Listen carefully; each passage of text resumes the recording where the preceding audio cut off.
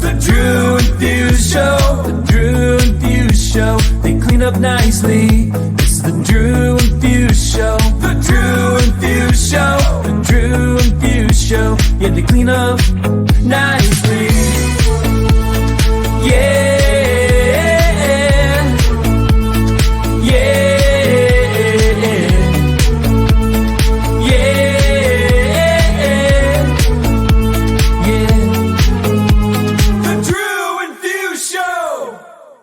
Hi.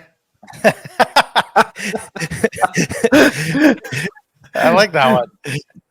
Good evening, friend.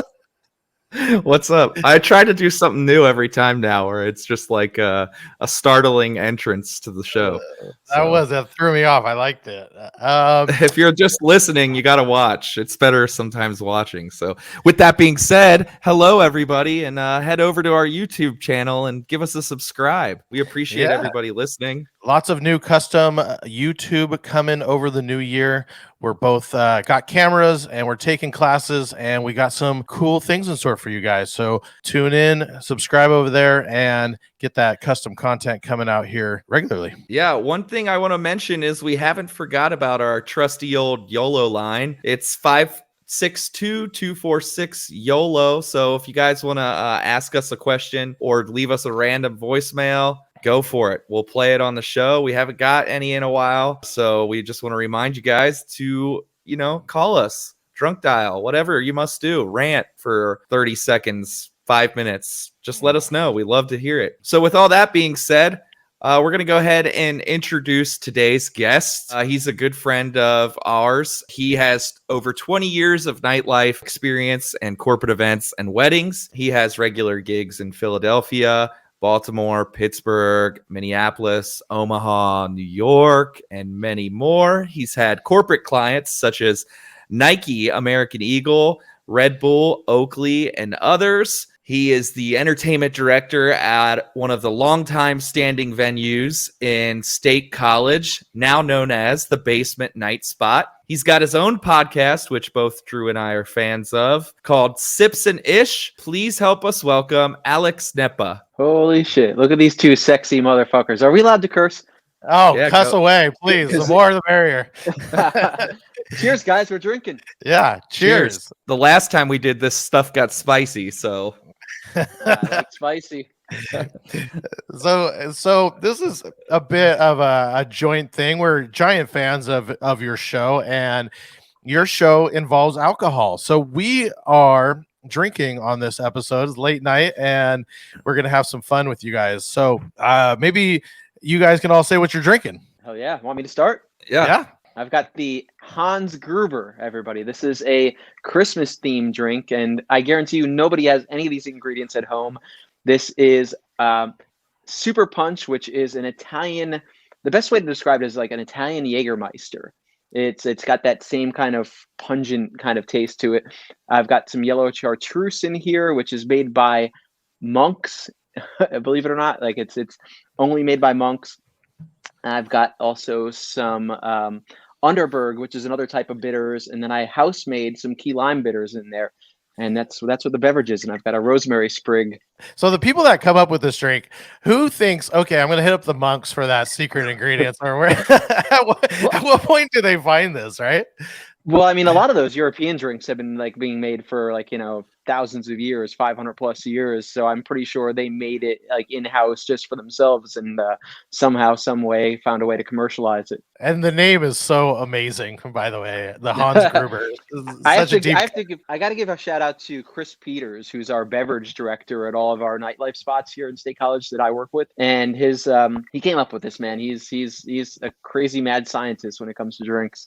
I love it. That's a great name, and it's perfectly Christmas themed, and especially how wild it is. Does that mean it's going to do torture to you, basically? So all of the ingredients alone kind of are Amaros, and they're actually meant to be digestives or after dinner drinks. So they actually will settle the stomach. How that plays the next day remains to be seen. Yeah, but what happens if you have 12 of them? Oh, Yeah, you're gonna have the bubble guts the next day, and probably a headache. I will go next. I am doing tequila, what I had on Alex's show actually, but this is Casamigos. It's a reposado. There is a great one that Alex recommended to me, the Costco Migos. Get it at Costco. We have that in the fridge, but this one just came in and I just popped it open. I did go a little crazy and threw a Luxard cherry inside of there. Hey, There you go. I'm drinking this crazy new school drink. Also, it's called a Manhattan. I don't know if you guys have heard of it before.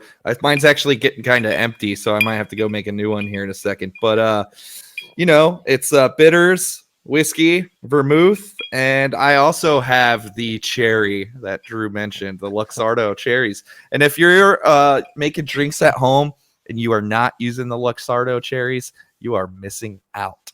unless you're making your own, but Luxardos are awesome. Yeah, okay. Unless you're making your own. Hell yeah, man. Yeah. Wait, All I right, need tell to us know. how you I gotta need do to know that. this. Yeah. Tell us how you're doing it. Oh, so it's just basically you could find any kind of brandy, and you basically cook the like frozen cherries you get at your supermarket in the brandied cherry. How many days are you like mixing it or letting it sit, or how's that go? You could put it in the fridge the same way you do your Luxardo cherries. So I mean, like it's basically you almost make it like a bananas foster. You saute the brandy and the cherries together, and Awesome. that kind of makes the same thing. I gotta ask you though, what kind of whiskey are you using in your Manhattan? You don't want to know. I'm cheap. No, okay, No, it's Jim Beam. okay, that's not bad. But man. it's actually their double oak. The one place down the street from my house where we buy alcohol at, you can buy like a 750 of the Jim Beam double oaked for like $19. And I actually think it's pretty good for like a cheaper whiskey. It's like my go-to. If I plan on having, 3 or 4, something that I'm not just like sipping on, I drink that. So I'll recommend actually Old Overhaul if you've ever heard of that. It's a $25 bottle, and it's a rye whiskey, so you get that kind of spiciness. Mhm. Very good for Manhattans. Nice. I'll have to check that out. I'm a fan of rye whiskeys for Manhattans as well, but I do like Jim Beam. So if I'm just out being cheap, then Jim Beam. Dude, yeah, For I'm sure. not a hater at all, man. I'm kind of just a whiskey person. I'm not too snobby when it comes to it. Like Jameson, I'll shoot Jameson all day. I'll drink Jameson on the rocks. But if I had to pick my go-to like bang for buck whiskey, like as far as like good, I love Basil Hayden's. It's one of my favorite ones. Bang for buck, at least. I also, I like Woodford. Four Roses is good. Four Roses is fantastic. Yep. Yeah, I got a bottle of the single barrel. My brother he brought me something from England when he visited last that I have yet to open. I also have a bottle of single barrel of Jameson that I poured from the distillery in Ireland. So I haven't opened that yet either. Yeah, pretty cool. So what is the whiskey from England? Is it whiskey? Because like the only thing I have from England is gin. I think hold on. Let me grab it just real quick. Hold on. Yeah, it's a single malt whiskey. Cotswold is what it's called. Cotswold. That's cool. Yeah. I have not had an English whiskey. I feel like I need to look for that. He only flew home for a few days and he only brought a small bag. So he brought me this tiny little bottle. So I've kind of been waiting. Yeah, you almost don't want to open it, right? Oh shit! I know. I'm like, it's one of those things. It's like a new pair of sneakers sometimes when you just like, but look at it sitting there. It's so nice. And if I wear it, if I drink it, it's gonna ruin it. Well, especially when it has a story like that too. I mean, it's significant. I might have to try that making the cherries thing because those Luxardo cherries aren't cheap for what they are either. They are fantastic though. Speaking of Costco, you can get 2 for fairly cheap. I want to say I got 2 jars for $20, maybe 30 tops, but it was still cheaper than normal. Dang, that's pretty good. I want to say I paid like $23 for the same size jar that you have, Drew. Yeah, it was the same one. It comes in a little double thing. Dude, my favorite thing about that Jameson tour in Ireland when they get to the tasting is usually on any of the tours that I've done, I'm in Cincinnati, so I'm not far from the Bourbon Trail. Any of the tours that I've done, they just give you their own, right? And they're like, look how good our whiskey is and the different types, right? Well, when I went to Ireland and did the Jameson tasting, they were like, we're putting out 4 whiskeys in front of you, different kinds, and only one is ours. We're going to let you decide which one you pick's best. And almost everybody in the room picked the Jameson blindly. I would say that tour, I did the Guinness tour right before that Jameson tour. And the Guinness tour is so incredible. It's just a full blown museum, like 4-story museum. As fun as the Jameson one was, it just kind of was a little sad compared to the Guinness one. I did the Guinness one too. It was really cool. The end, how it ends on the like 7th floor, which you're like, oh cool, we're going to the 7th floor, but then you don't realize that the Guinness distillery is built on the highest plot of land in Dublin. So when you get up there on the 7th floor, there's a 360 view of everything up there. I'm a big fan of the Jameson bourbon, the aged Jameson with the stout barrels. Oh, Love yeah. that. Love that. What's that one? Is that the black barrel? Is that what they call it? Or I think so. I've got one upstairs. It's I break it out on St. Patrick's Day every year. Yeah. I have a cold brew one also. Ooh, That's those fantastic. ones are good too. I love Yeah. that. Love that. Love it. Yeah, I like that too. It's funny because I've been on this podcast saying I've been trying to cut back drinking, and I have. So if people that are listening are like, "Well, we've heard you drink twice," Bullshit. Cutting back drinking and having fun are two different things, and no, I've actually been a lot better. Drew, I denied Drew our last podcast. Yeah, I was trying to talk him into drinking, and he was like, "Nah, I'm good." So he's been doing good and kind of inspiring me a little bit to, really focus on this year. And we got a bunch of goals I really want to hit. So, at least aiming for specific weekends where we just drink and take other ones off, maybe. And dude, being hungover is the worst for productivity. And Drew's got a child, Dave doesn't. Drew, your kids are older now, so it really doesn't matter. I only have one kid, 12-year-old. I don't know why I keep on thinking you have multiple, but anyway, sorry. But having a hangover with a kid you're responsible for is the worst fucking thing ever, man. Especially I've got a 4-year-old, and you can't have a hangover with a 4-year-old. They don't understand it. They don't give a shit. It's no. Mine's 12, and my hardest part at this point is just getting up and taking her to school. So that's a consistent that never ends, and it just. Praise the Lord, this year, junior high starts at 9, which it might as well be noon for me. I don't even know what's happening because I'm so used to getting up at 6:37, getting her ready and everything. Now she just does her own shit, so it's pretty nice. But they don't have buses in Orange County, or is she too cool for the bus? There is no buses. And we're right on the border now. We moved just down up the street, so technically we're out of the school district at this point. So yeah, I'm taking her in. But how dare you even ask that question? Those bus emissions out there aren't allowed in that state. They don't have hybrid buses out there yet for school kids. No, she's spoiled. She wanted to walk last year. She kept going, "Dad, I want to walk. This is right before we moved. I was like, okay, let's see how that works out the first day. I was like, oh, you ready to walk? She goes, hell no, you're taking me, so but I'll tell you, she is an angel. She gets up and gets herself ready, eats her stuff. I mean, working nights so many years, you got to train them early, Alex. You got to get her ready. Just say, hey, this is what you do. And Daddy will be sleeping, but I'm already on it, man. She dresses herself in the morning. Sometimes it's sometimes mom is like, "What the hell did you do?" Other days I luck out, man. I've been trying to teach her to dress like me, just all black, like a ninja, and black pants, black shirt, black hoodie. It's all good. You can wear something fancy in your hair if you want. Wait until the first time it actually happened, and my daughter. I came home and I was like, "What are you doing? Dressed all black? What's wrong with you?" And she goes, "Dad, look at yourself." I go, "Fair enough. Never mind. I don't know what I was even thinking of asking." No, it's good. No. We have a ton of really dope questions for you, and I kind of want to dive into some of these. All right, so we like to start this off with a couple rapid fire questions just to get your brain going. And first off, what time do you wake up in the morning? Afternoon, early afternoon? We're talking about getting your kid up. Probably most of those days have to get up early with her, but do you go back to bed or how does that work? Nope. So I'm up pretty much 6 o'clock every morning, although I don't use an alarm clock. So she has to be at school at 8 o'clock. She's in preschool now, or pre-K, pardon me. I just wake up when I wake up. She usually wakes up around 7:30. So if I have a half hour to an hour to just kind of answer my emails and kind of chill by myself, that's definitely awesome. But there's also mornings where I wake up exactly at 8 and I have to go wake her up too. She's younger, so was this the same kind of routine that you had before? Yeah, 100%. I'm the most productive early in the morning, so I always like just getting up in the morning and doing getting all like the work shit off my plate, I guess you could say. Like anything that's on my to-do list, like, that feels like work. I like to do that first, like the painful stuff. I like that. We're jumping around on these. So what is your dream vacation? So anybody that is and I'm actually freshly engaged. So anybody that is in a relationship or married and has a kid that's young will totally understand this. And we've been having this conversation nonstop, me and Chris and my fiance. My dream vacation is literally like going somewhere cool, like, whether it's an island. I don't give a shit where it is.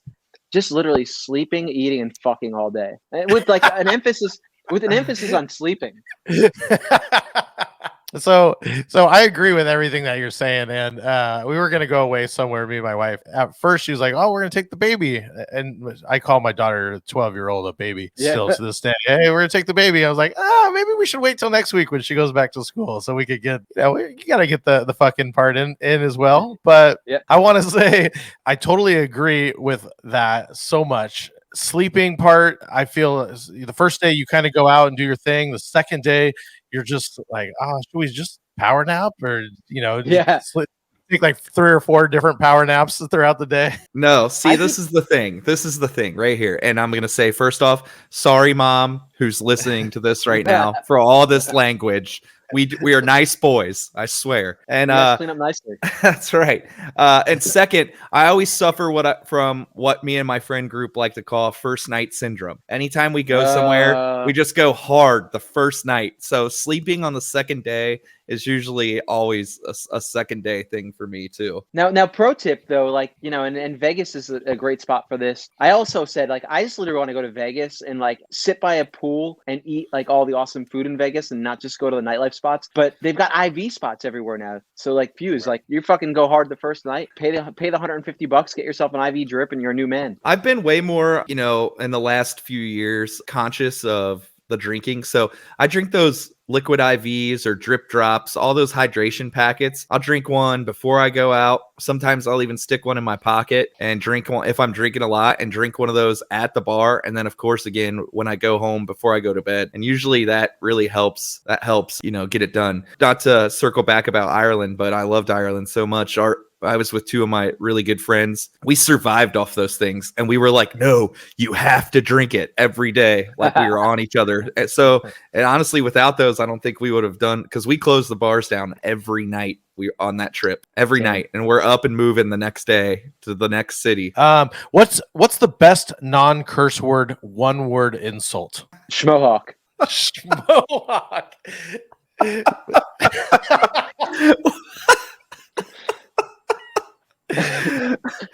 Now, okay, wait.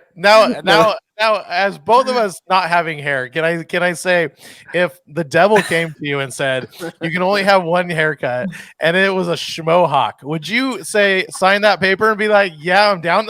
Seriously, if you cut it, it would grow back to only that, right? So would you sign the paper, or do you hate it that much or you wouldn't go for it? No, so Schmohawk is actually from Curb Your Enthusiasm. Larry David's dad used to call bad drivers Schmohawks. Oh, man. My bad. All right. So, as a parent now, I can't curse around my child. So, anytime I want to tell somebody to fuck themselves or look at this shithead, I just call them a Schmohawk. So that's why I answered it so quickly.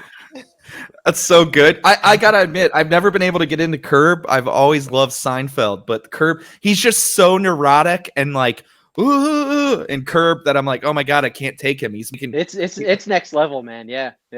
The new season is my favorite of all time.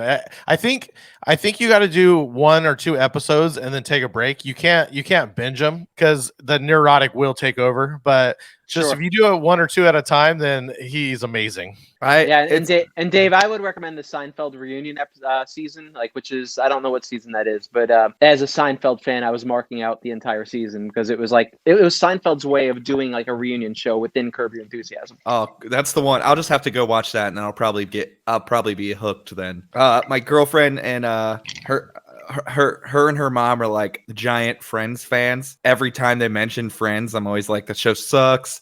Yeah. And my younger sister is too. But I even as an adult now watching Friends, I don't mind it if she has it on. It's actually one of the better choices of shows she could have on or leave on compared to like The Bachelor or something like that. Like I hate all that. Yeah, I just hate all that garbage trash TV. And like I don't mind it when people are like, yeah, it is garbage TV, but I like it. Okay, at least you can admit that. But I just hate it because it's just like a soul sucker. And like it's not even real. And you're watching it and you're like, it's staged, but it's supposed to be reality. And like it just drives me nuts. So anytime I get the chance to rag on some friends and make Seinfeld quotes and say how Seinfeld's more witty and this and that, I always love doing that too. So. Dude, talk about neurotic. Ross on Friends, like, and I hate Friends too. Kristen loves it, loves it, and so much so that I probably know the episodes just as well as Seinfeld. Just I make fun of them, dude. Ross, David Schwimmer, that character is the most neurotic motherfucker ever. Yeah, he is too. I think with that, Friends makes it so hard to watch for me is that laugh track. It just bugs me. But dude, Seinfeld has a crazy laugh track too, which you don't notice until you like, yeah. All right, well, it must not bother me because I think the jokes are funny, whereas I don't find the jokes funny on Friends. But Rachel, he's the worst, and he's the worst too. That's an unrealistic. That's an unrealistic relationship. That's a toxic dude right there, like a controlling toxic dude. Yeah, totally. And what's so wild is growing up watching both of those shows, and now, like in hindsight, going, "Wow, we grew up watching two of the biggest grossing, money-making shows in the history of television, probably ever." I'm not going to say somebody 50 years down the road won't, or Big Bang is probably going to be close to, but I mean, those two, I'm not a Big Bang fan, really. I don't like hate it, but I can't get into it. My parents watch it sometimes. Tiger King? What do you mean? That probably did big numbers. I mean, who didn't watch Tiger King the first week our world was shut down in 2020? I mean, yeah, that was great timing, man, for that shit show. Has either one of you watched season 2? Because I don't know that. No. I did, and I just like turned it off. There was nothing going on in the world, and everything about that show was so fascinating at that time. I'm like, what? In America, this guy? And he has guys that like him? like what? Dude, he had swag. He's got a big giant cock, I guarantee it. I mean, maybe.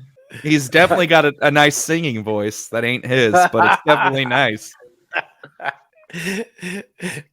Speaking of shows, what's your favorite childhood show? Childhood show. You're really gonna go from me saying big giant cock to childhood show? Speaking of his childhood, let's just go with show. Let's go with the regular show. It's got to be like either He-Man, like childhood, like a real childhood, right? So either He-Man or like any kind of WWF wrestling. I was just gonna say Monday Night Raw is not the. That's... Well, now like I don't know how much older I am than you, Dave, but like that wasn't childhood for me. Like that was teenage year. Okay. Yeah, like this. I'm talking Superstars in Wrestling Challenge. Okay. Squash matches. The Ultimate Warrior throwing up after his first like interaction with the Undertaker and Jake the Snake Roberts. That's childhood. Ultimate Warrior and Hulk Hogan are my early would be those. I remember. I think they just called it Superstars. Was the one that I watched early on Saturdays. Yep. That was the one, yeah. Just all squash matches. It was syndicated. Yeah. My parents owned a video store growing up, and I say this all the time. My wife hates me for that, but that's my catchphrase. My parents owned a video store. We would get free tickets to random shit, and we would get WrestleMania or not WrestleMania, but like wrestling tickets. You know, it was early stages. It was before WrestleMania 5, right? So it was early, and they would come, and I remember one where it was the Ultimate Warrior versus maybe Macho Man, and he lost. And he was like a title belt holder, but it didn't count. The Ultimate Warrior lost or Macho Man lost? I don't remember. I don't remember exactly, but someone who had the belt lost, and it was a big deal, but it didn't count for anything. It was just kind of they were on tour, did their thing, left. It was small potatoes to what it is today. It's so wild to think what it is today, and then watch it as an adult and then remember watching it as a kid. Well, Alex, you'll get a kick out of this. I'm going to the Monday Night Raw here in Cincinnati at the end of the month. It's the first Monday night. It's the first Raw after the Royal Rumble. So it should be a good one. Yeah, should be a big show. I can't believe they're doing it in Cincinnati. I mean, Cincinnati is a terrible wrestling town to watch wrestling in. So, but we're going. We're in the second row. Oh shit! Yeah, we got some good tickets thanks to my buddy dressing Nerds. up? I usually got a good outfit or two that I'll, I got some good vintage tees that I like to sport. So, I would like to think the general public knows that Fusemania is a tribute to Hulkamania, right? Like, Yeah, does that I fly would over the hope. it's half and half. I think there's a lot to the real story of my friend, they passed away, and he always wore the Hulkamania headband. And then when I came up with that idea after him, and I redid the logo to like what it is now, it's that whole WrestleMania like even popped even more like. And I think some people get it, and I just have to say like Hulkamania, and they're like, oh. Then now, it clicks. if But you're playing a time, younger spot, do you ever have somebody like straight up looks at you like, "What the fuck are you talking about?" no, No. people just, I don't know. People don't question it. It's sometimes they Okay. just mispronounce or misspell. They're like, they just don't. I don't feel like people don't think twice. And the ones that do get it, I'm like, oh, you're cool. Like, Yeah. we'll be friends. You and I are going to be friends. I think at this point it's just a stage name, really. Anybody, I hear random stage names all the time, so it's what sticks out to you, I guess, in your market, right? Yeah, I guess. I don't know. Just a regular old guy with a regular old job. Just a So, common all man. right. Let's move on to the next song, or next question, not next song. The last thing you've listened to on Spotify. I think it was your podcast. Wow. Oh, shout out! Yeah, it was- Thank you. Proud. So I listened to 4 podcasts on the regular. Well, 3, I guess. Yeah, and it's as far as DJ, well, 4. Yeah, I guess Joe Rogan, which love him or hate him, but I love that podcast. Very rarely do I consume a whole podcast. I listen to the first 40 minutes, an hour every time. I listen to you guys every week. Nick Spinelli, love him. And then I Yeah, listen to love Brian B.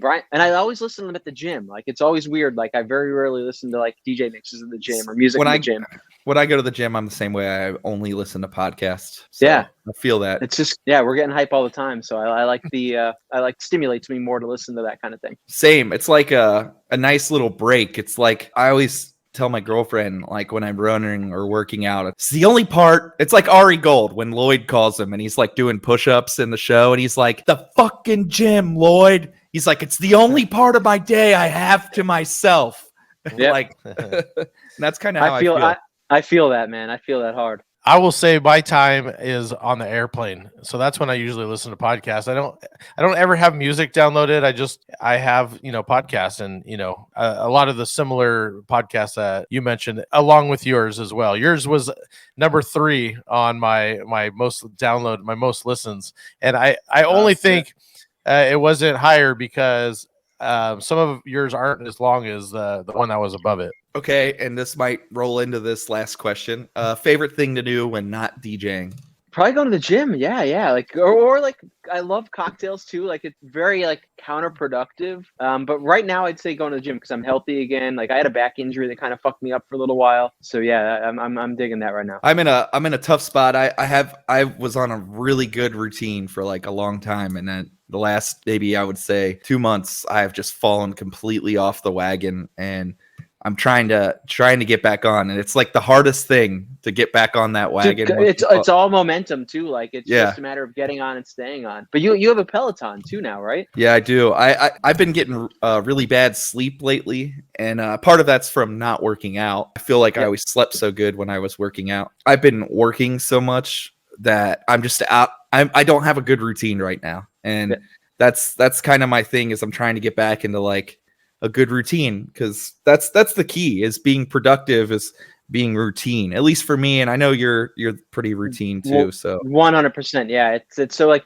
it was always for me, like up until like pre-pandemic, I'd say like gym, like it was always like, I'm going to go to the gym at 1 p.m. like after lunch and just kind of break up my day and then go back and crush the rest of the day at my office. So like what's changed for me is like, I have to go to the gym in the morning now because like days are so busy and like things just get so like hectic and crazy that like I can't break up my day anymore. So like I if I don't go to the gym in the morning and lift, like I'm not going to. Yeah, I see. It's probably what I need to do too. Is just get up and go, and then come home, and then figure the rest out. You need a toddler motherfucker to like make sure you're up every day. Like, Don't 'cause tell the one that's asleep in the other room that. it's gonna, dude. I was 39 years old when I impregnated Kristen. Like, it was just, I never thought I was gonna have a kid. I'm just gonna fuck anybody and everybody, like whatever. And then shit I happened. love Man. it. It does happen, and it Yep. goes quick. And I'll tell you, I love my child. She's amazing, and I know I knew you right before you had your baby, and I think you would say the same thing. Now it's amazing, Dude. Yeah, 100%. Yeah. I thought he was going to come in and say, "I fucking hate it. Please help me out of here." Dude, the only thing that sucks is when she's like has a bad night's sleeping, because everybody has a bad night's sleep. So if she's waking up 3 or 4 times, it's hell on earth, and like that happens every once in a while. Well, I think the difference for me from you you had your daughter a little bit later, and I think I had my daughter a little bit too early, which is why I only have one. Is because it was just too early. And I was like, no, there's no way I'm doing that again. I mean, dude, like I love Genevieve. I love her. But we went out, both Kristen and I went out and made sure that we took precautions to make sure we never have another one. Makes sense. Hey, I was talking to my daughter yesterday. We're hanging out, and we have one of our really good friends. We watched her littlest one, and we're super close, like known each other since high school.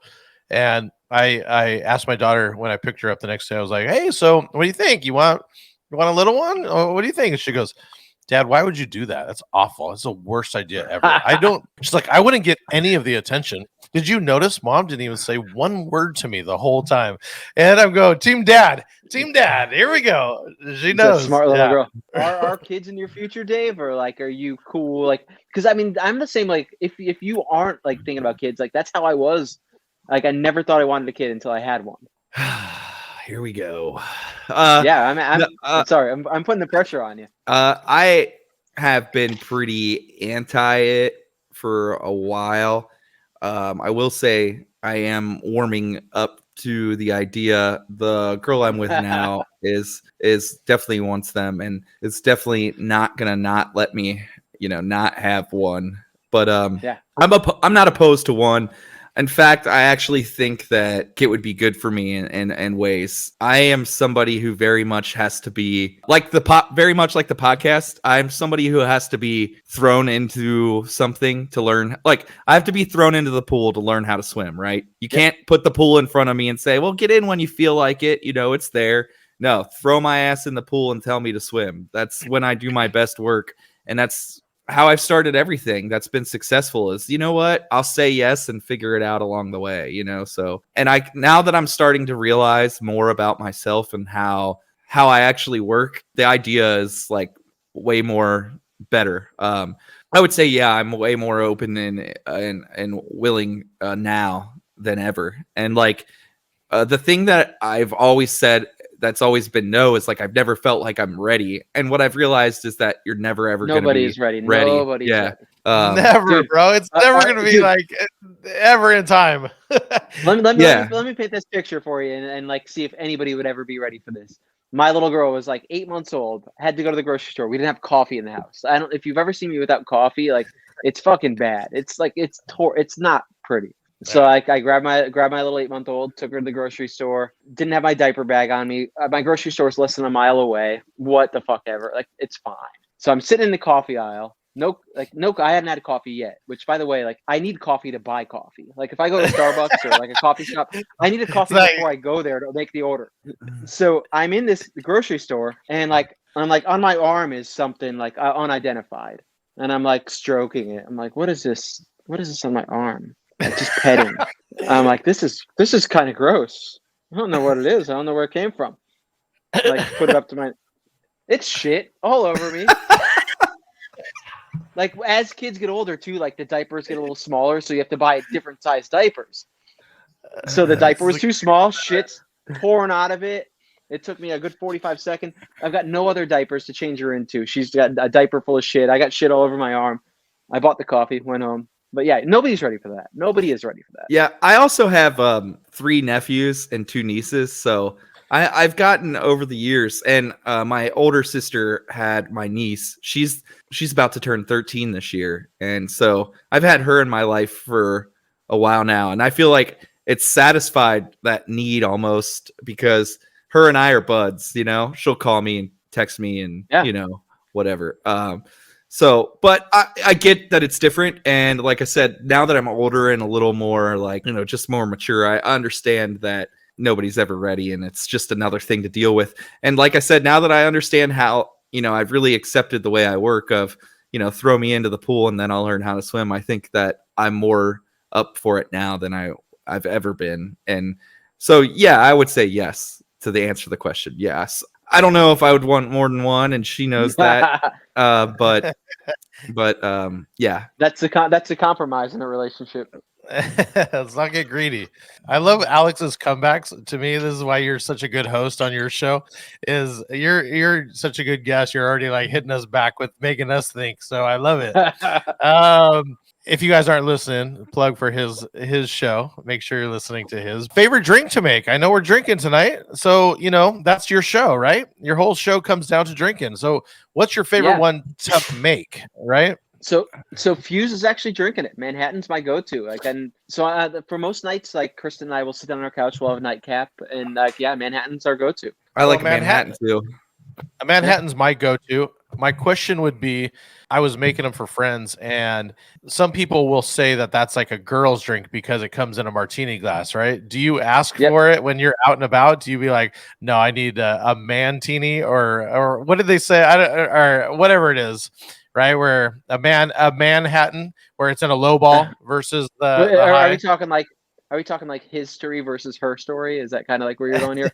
Somebody told me that at a bar, and I was like, I've never thought of that, and I'm kind of offended. I want the girl version. I was like, give me the fucking the martini glass. Like, I don't want the low ball, Dude, you know how I feel about that? I'm like, anybody who says that is insecure themselves. If it comes in a martini glass, I would gladly drink that shit just as much as I would if it came in this glass. That's how it comes. I've never ordered one that's came in a martini glass ever at a restaurant, at least around here.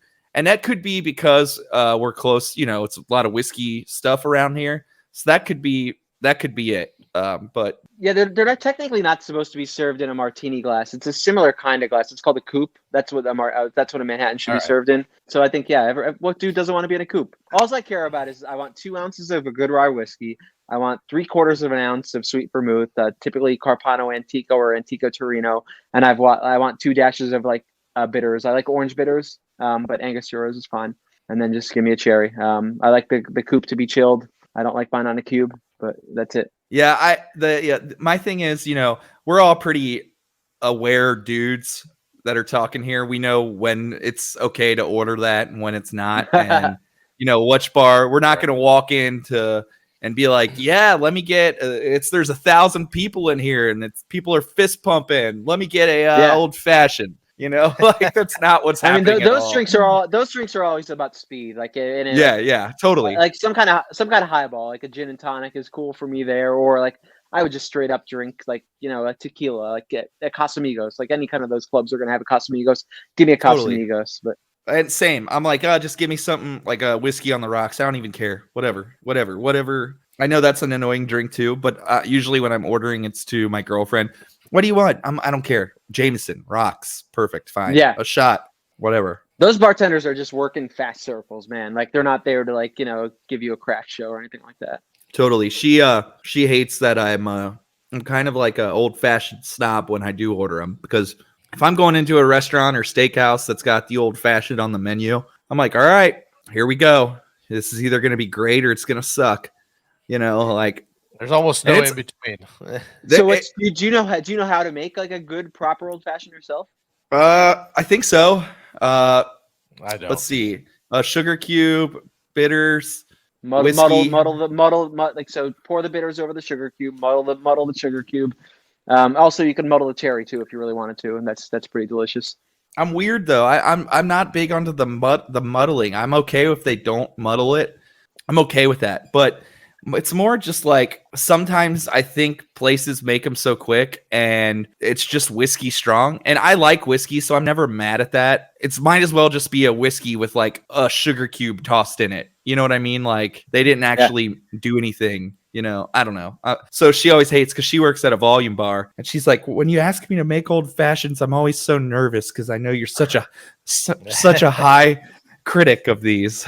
But now you gotta next time you're in the mood for an old fashioned and you're in a bar that like you think has the facilities to do so, I just order a Sazerac if you haven't had one. Like Sazerac's good. Yeah, I like Sazerac. Yeah. What? I don't know. I'm dumb. What is Sazerac? Well, that's like a New Orleans drink, right? That's where it like originated from. Yeah. I mean, if you want to like just like describe it very quickly, it's basically an old fashioned with an absinthe rinse in the glass. It's more than that, but you know that's the gist of it. And we were definitely having a lot of drinks on the Chris Brown Three Times. What is the song?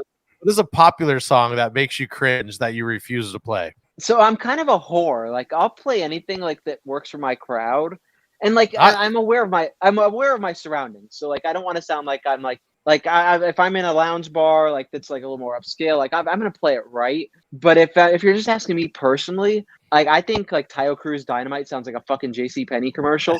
I don't know why. Like so whenever I hear that song, I like wearing all my favorite brands. I think like Arizona jeans or something like that. It's gonna be flying by. So like I fucking hate that song, but I play it if I feel it's right for the environment. I gotta send you this edit. It's the one. I just made one. I sent it to you. Of Dynamite.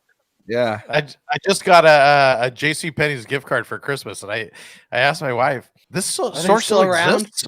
I was like, "Is this a spoof card?" All of our JCPenney's in like the Northeast here have been bought by Amazon, and they're not even open to the public, but they're distribution centers. That's wild. I believe that. Yeah. So what would you say your most memorable night in the DJ booth is? Some of my most memorable nights are the ones I've forgotten. But so I'll go back to Baltimore when I played a spot called the Get Down. Like this just always sticks in my head. And I mentioned this on my podcast when I was talking about Dave, although I didn't go as in detail about it when I had Digital Dave on. Pardon me. But what they did, like for all the bottle service tables early at this club, they would have like almost like the Oscars or Emmys. They would have seat fillers. So they never wanted their bottle service to look empty. So they would have fillers in there until people came in to actually occupy those tables. And oftentimes there were strippers because they wanted cute girls. So they used strippers before they went to work. And the one bottle service table next to the DJ booth, the strippers must have stayed. Maybe they were actual customers for that night. Maybe they comped them. I don't know the story there. But it was about 10:30 at night. And these girls, maybe they forgot they weren't at work. I don't know. But they were all like naked to half naked. And the club had a photographer, and I'll just never forget because it's like way before peak hour. The dance floor is just starting to fill up. These girls are smashed, and this one girl's got her pants off, like literal pants off, and she's like snail trailing the club photographer. Like if you guys get the reference, yeah. Yes. And Totally. the photographer came over to me, and he's like so proud of himself because he's this nerdy dude, and he's like, "Look at this, man!" And like you saw like the actual like, the wet spot. So I mean, like that's super memorable, just for like all the wrong reasons. Paul McCartney coming up to me, like, and then talking about me about my set in a club in Philly is super memorable too. Like for Wait, better that's reasons, amazing. obviously. Yeah, that's Amazing. How do you skip over that? yeah. Whoa. Whoa. Let me go to the strippers first, and then Paul My McCartney second. priorities are out of whack. It's Paul McCartney. So I was playing a spot in Philly. It was a cool lounge spot, and they did after hours. And basically, it's one of those spots where you played till like the last bottle service table left. And Paul McCartney and Neil Diamond were on tour, and like you don't ever think like. And I actually met Paul McCartney and Neil Diamond, but Paul McCartney was the more talkative of the two. And it was just one of those moments where like, fuck, man, I wish I would have brought up my phone and like done a selfie or something. Dude, it's incredible. Did they ask you for anything, or they just came to the DJ booth to say hi, or how did that work? No, it was like all of like a 2-minute interaction. It was more than like a quick hello, but he was like, "Oh, I like your set," and he was like looking at the equipment. I was playing on turntables with Serato at the time, and he was kind of like, like any like older guy at a wedding was like kind of like, "Oh, look at that." You still doing anything with those things, mate? Yeah, no, he's like, "I like your set. Good job." I would have been like, "Fuck you," and you're awesome. because I fucking hate Sweet Yeah. Caroline. If I could blow up one song that never exists again on the planet of this fucking earth, it would be Sweet Caroline. I hate that song so much. Sweet Caroline, I Yeah. fucking hate. No, I Yeah, know, but Sweet what about Caroline, yeah. Sherry? That's I don't know. I like Neil Diamond. Did you ever see that movie with Saving Silverman? Yeah, it's been a while since I've seen that The one. whole movie is basically about them meeting Neil Diamond or something about going to a Neil Diamond show or something like that. I don't know. That's what it reminds me of. Sorry. I love the casual. Oh yeah, and I met Paul McCartney one night though. I mean, it's pretty amazing. But it was like it's definitely amazing. And like I was never a giant Beatles fan, although like I like their shit. Like there was like, and this is almost like the worst because like I never want to be this guy, but like I want somebody to either fucking like love me or like fucking hate me. I never want them to be like, oh, you're okay. And to me, like Beatles, like I'm never gonna change it, but I'm also never gonna like listen to the Beatles on my own. Which like I know there's giant Beatles fans out there. It's just like not for me, I guess. So like it was cool, like and notable, but like just not super. Like I met Mick Foley once in an elevator. I think that was more exciting to me. I just watched the Get Back documentary, the Disney one, where they remastered all of it. Have either one of you watched that? I know I told you to watch it, Fuse. You told me to, and I started to, and I turned it off because I was like, I'm way too tired to watch this, and this is way too awesome. And so I like stopped it because I wanted to watch it when I was like more ready to watch it. I loved it because of the nostalgia. I loved it because it brought back real life. It was, the late 60s in real life. It's crazy. The colors, like he brought it all back. Vibrancy, like just all the technology that they used. I rewatched all that stuff. The songs are mediocre to me. I don't know. The songs are fine. I watched them jamming on it. I watched them jamming on it, and it's like it's fine. As a nerdy band guy, I mean, I came from a band before I was a DJ, and I love that. But I loved the technology because I watched Peter Jackson go, we invented this new thing where we could break down the part that when they're playing over each other. That's the geeky part that I liked about it, or I want to give the Beatles a little bit of credit because I don't think they get enough credit for this. I think the Beatles were the precursor to punk rock. If you listen to their guitar sound and like a lot of like the Helter Skelter. Yes. I mean, Yeah. Helter Skelter. But here's what I will say. It's truly amazing when you think about what they've done and the time they've done and how many people they have influenced and different generations. And then there is beauty in the simplicity of their songs. Their songs are so simple. You know damn well every good musician that you hear playing at a bar, when he like shows you his new song, you're like, okay, dude, this is cool, but like you're doing way too much in it and nobody understands it because you're a musician and you're thinking of it like a musician instead of just a regular person. Baby, you can drive my car. That's a fucking stupid song lyric, right? But you know what else is a stupid song lyric?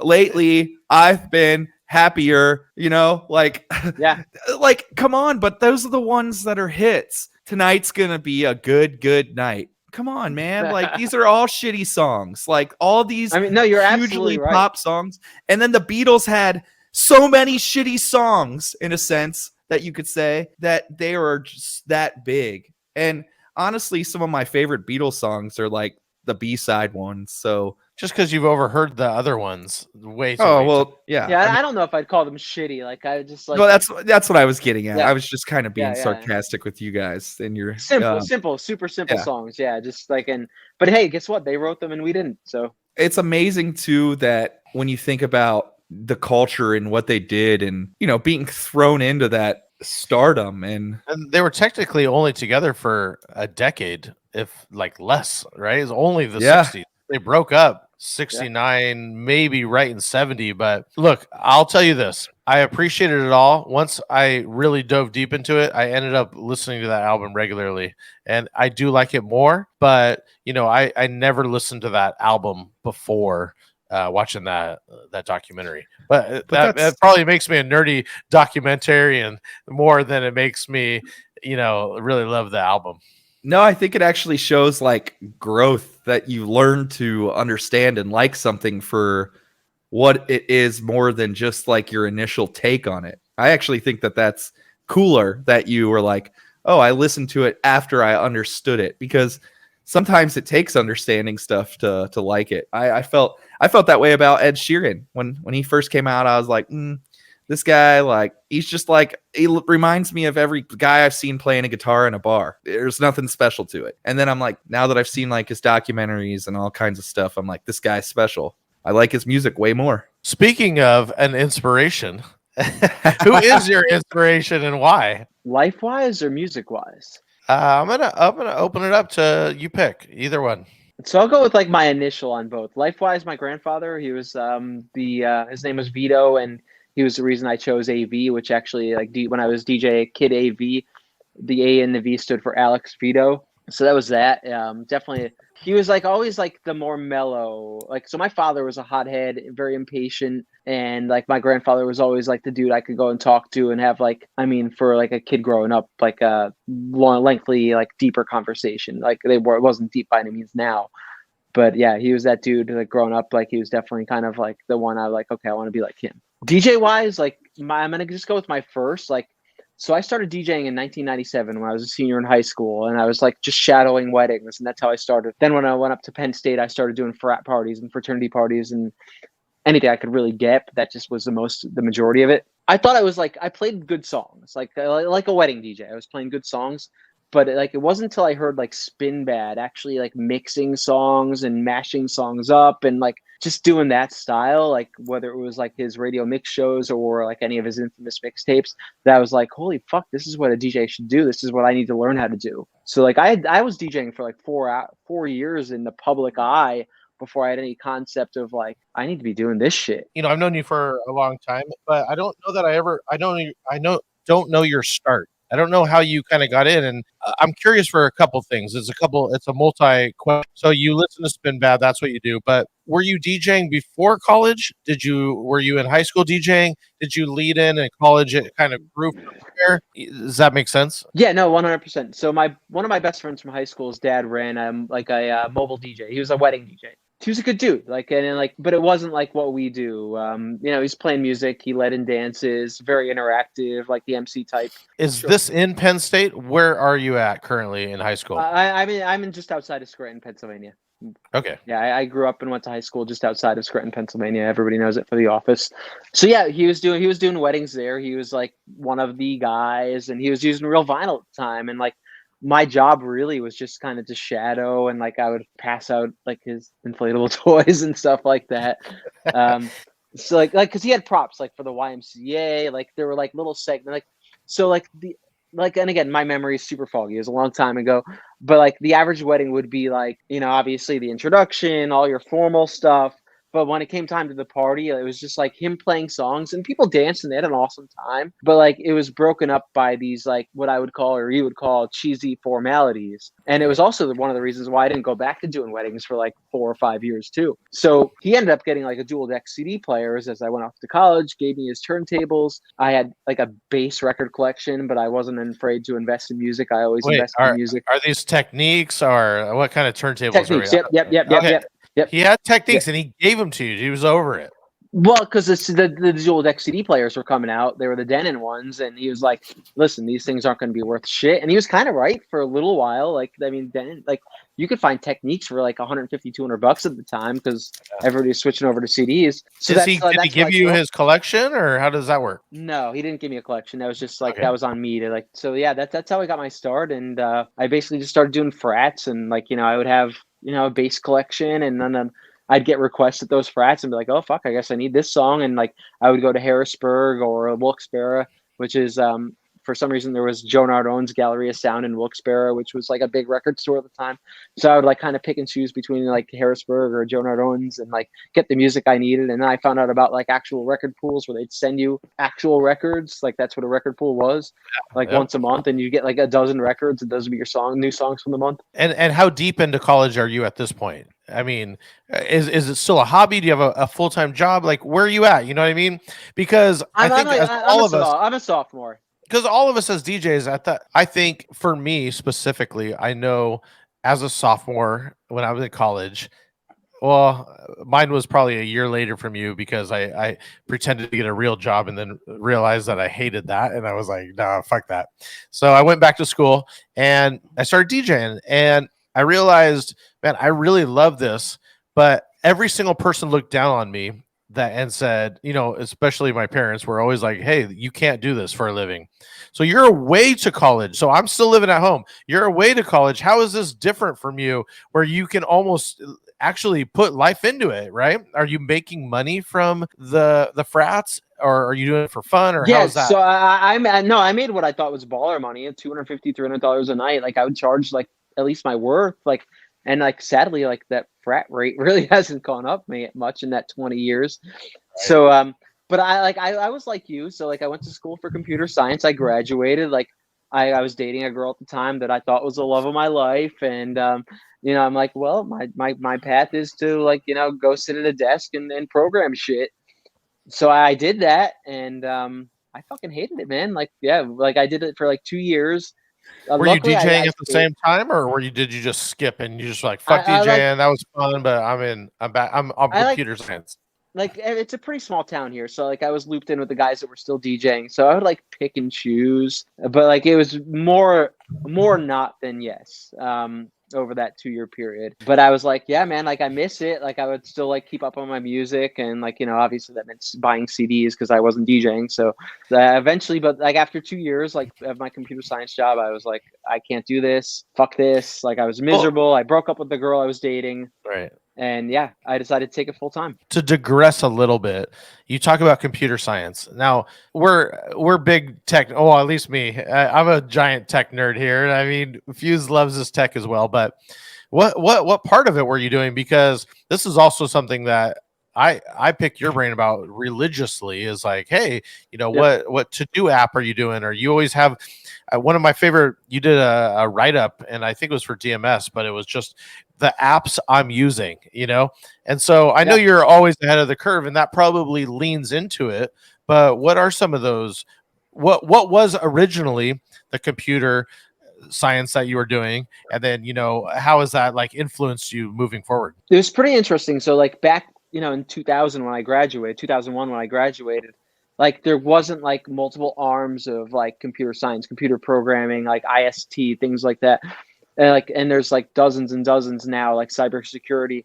So it's basically just a computer science degree, but like I lean towards programming. And like as crazy as it was, like I was like a hack. Like I was like, let me look up some base code, some open source code, and customize it to, get me to where I need to be, and which is now I think pretty acceptable. It's funny that you say this because we're about the same age, and I was going to school I was not going to school for computer science. I was going to school for recording engineering. I wanted to learn how to record bands. And I was in a band. And so this was before I got into DJing. I just remember the technology being light years behind what was out there. And so I'm curious, as you went to Penn State, this is like a state college. Did you feel that it was actually up to par? You know what I mean? With like the technologies that were out, were you learning what could have put you into instead of going to a trade school, like put you into the proper like height of where you were learning? You'd have to ask somebody who actually is smart. So I'm a fucking dude. Like, no, I'm a moron, dude. Like, I will hack my way through anything and like do my best to succeed. But like, I can't answer that question. I probably could have went to a trade school. Like I fucking ended up being a DJ, man. Like I did this for 2 years of my life, which is now like a very small fraction. Like I'd be useless now. And like if I had to quit DJing and like it wasn't an option, I had to go to the public sector, I have no idea what I have to offer like society. Which is all of our worst fears once COVID hit, right? Where it's like, wait.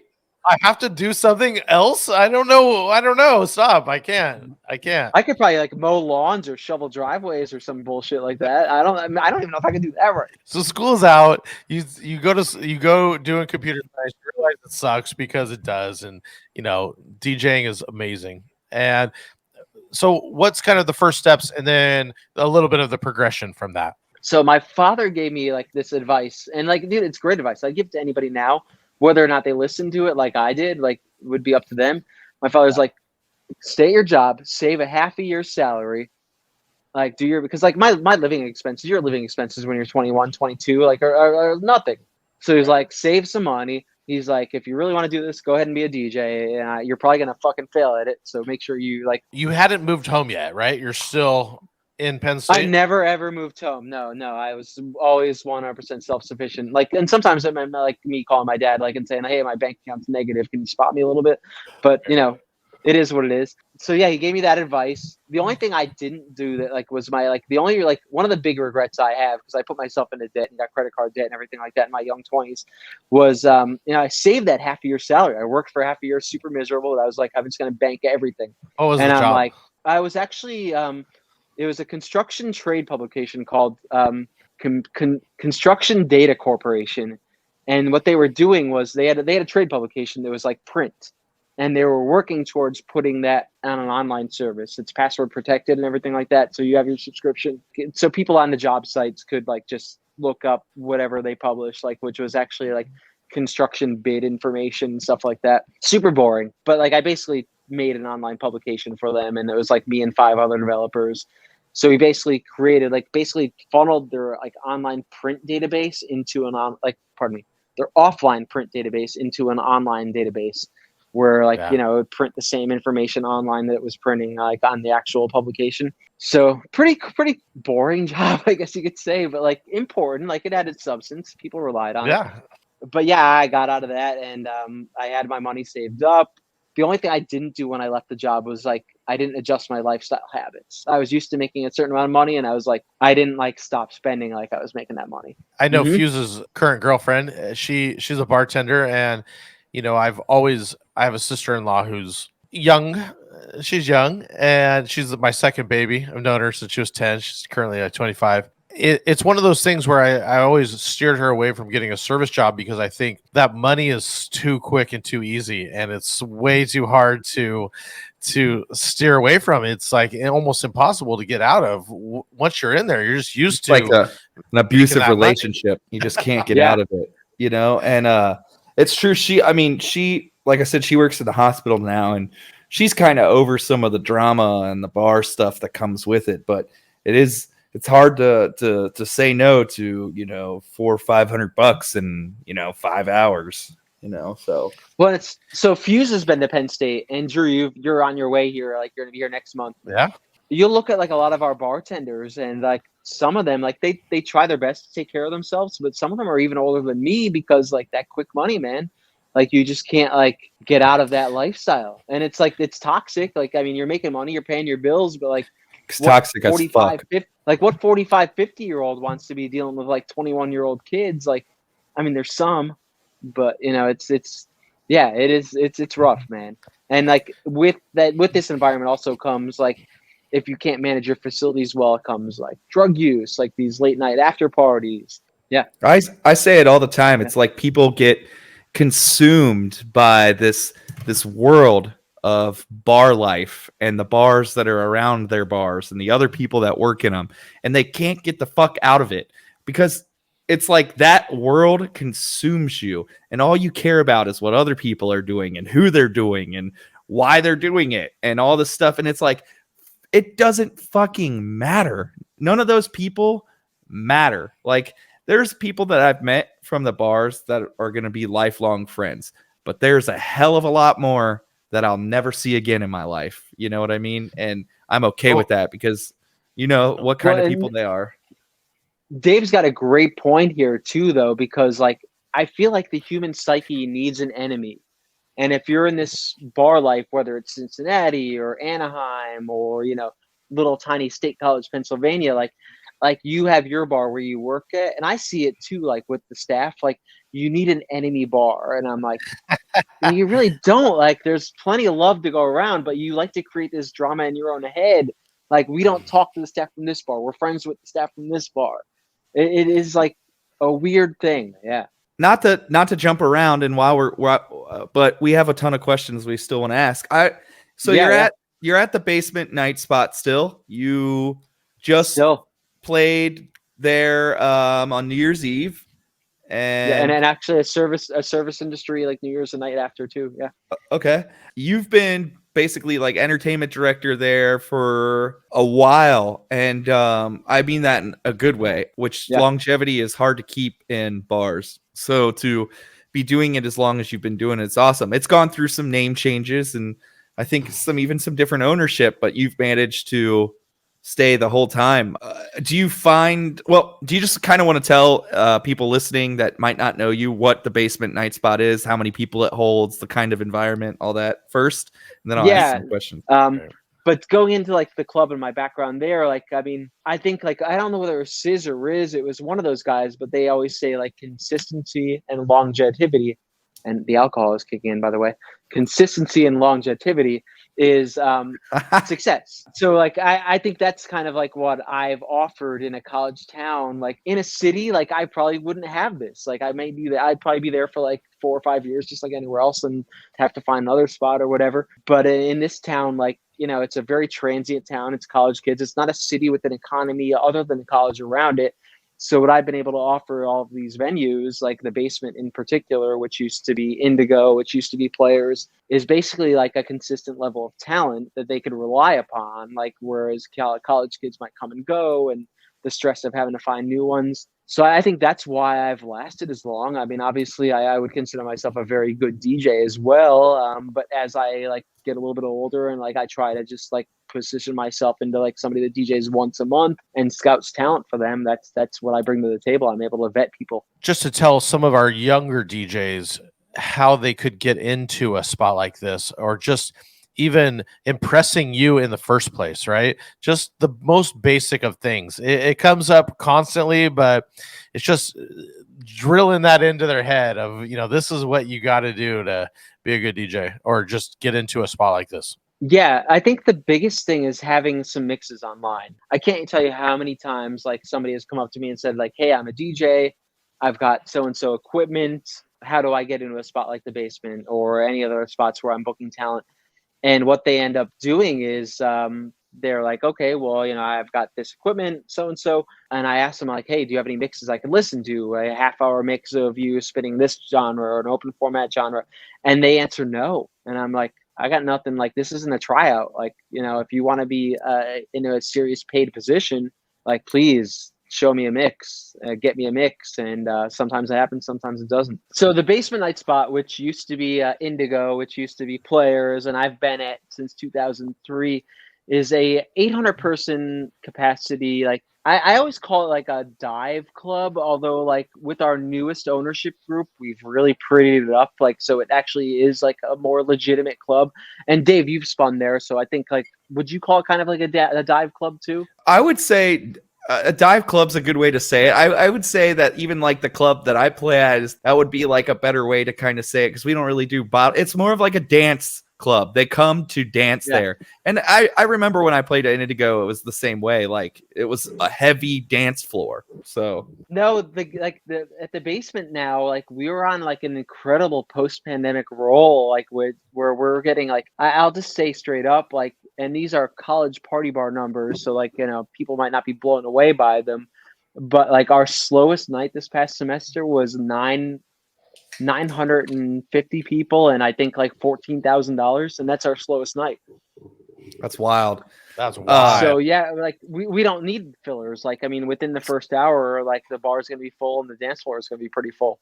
So tell me, you just did New Year's Eve, and we haven't really talked about our weekends. How was your New Year's Eve gig there? It was pretty shitty. I had actually like a little Serato nightmare, and I don't want to spend too much time on it, but like I use iCloud Desktop to sync my music back and forth between my iMac at home, and where I download everything and like sort everything, and my MacBook Pro, which I bring to my gigs. So I actually got home from Florida, like New Year's Eve, literally New Year's Eve, from like Christmas vacation with my family and my fiance. When I went onto my iMac, like the only thing I needed to get, because I pre-prepped a lot ahead of time, was my countdown edits.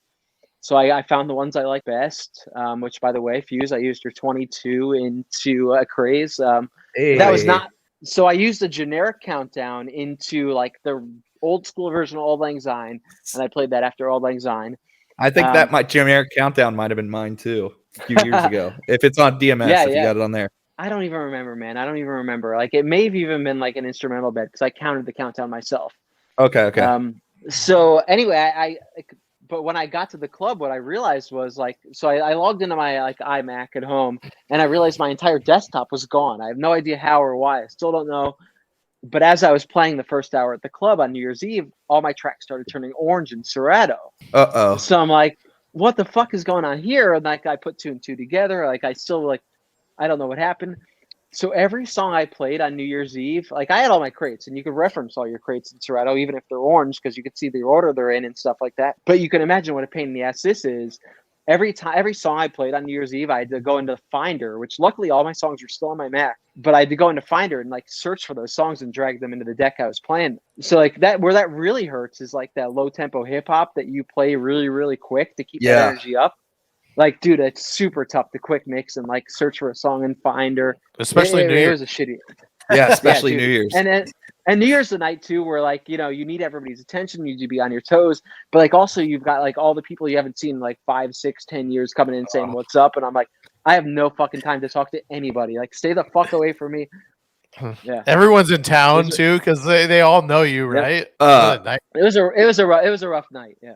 But you did it back New Year's Day, which was on a Saturday. You did it that night too. So you have a good night then once you got that taken care of. Dude, that night was great. I literally used the Serato's relocate lost files. It found everything because I wasn't missing anything. It was just like moved somehow. Yeah. Yeah, and no, that was a great night. It was super fun. Actually, that was way more fun. It was like only like maybe like 500 people there. Yeah. Because students are gone, and like, you know, there's a bowl game that day. But dude, it was a blast. I don't know if the Basement Night Spot is still like this. When I was there, when it was Indigo, you were kind of on a stage area, kind of removed from the crowd, but the crowd could kind of still get to you a little bit. Whereas where I'm at the club that I play, I'm on a stage and they can't get to me at all. Oh no, you're front and center, man. We got to get you back because like you are front and center. Like you are 100% accessible now, which has its pros and cons. But I like totally. the energy a bit more. The energy of being front. I'm front and center where I'm at too. They just can't get to me. There's we have like the like concert gates in front of the stage, so like they can't even like reach to like the stage. Basically, one thing I always say is like, my girlfriend, I'm like, hey, when I'm at Energy, like if I don't text back, don't text me because I hate being on my phone when you're in that big of an atmosphere. Also, too, like it's just not a good look. It's like the people feed off you. So if you look like you're bored up there, you're not doing anything for the night, you know.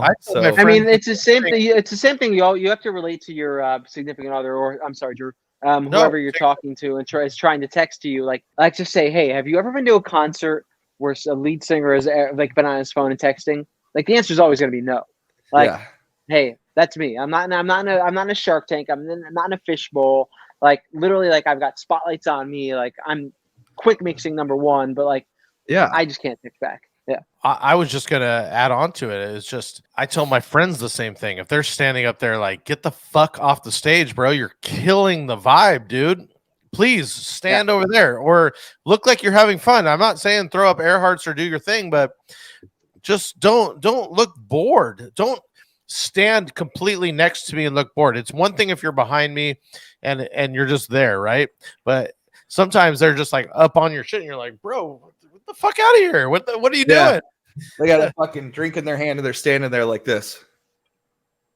Yeah, Mad Dog Willie, bro. Dude, I'm not naming names here, and we've had this DJ back like because he's just so good and such a good dude. But like, and it was a slower night, but he had his girlfriend on the stage on like a stool next to him, and like all night long. I wasn't in that night. I couldn't be a homie, but all night long the GM was like, "Yo, this fucking guy's just got his girlfriend right next to him. She looks bored as shit." And I'm like, "Oh fucking A, man." So like, the dude, and the dude's awesome. Like he's a legit awesome dude. Like and he's crushed it for us ever since. It was just a bad look that particular night. It's hard to entertain when you have to entertain, you know? Yeah. Come over my house anytime. I will make drinks for days, but not when I'm DJing. Yeah, totally. With that being said, do you guys want to jump into the Serato top 5 and then we'll go into those questions? Sure. Yeah, sure. Oh shit.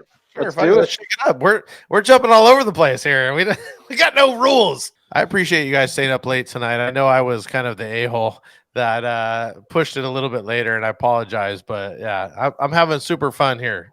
This is awesome. I am too. Yeah. Cheers, guys.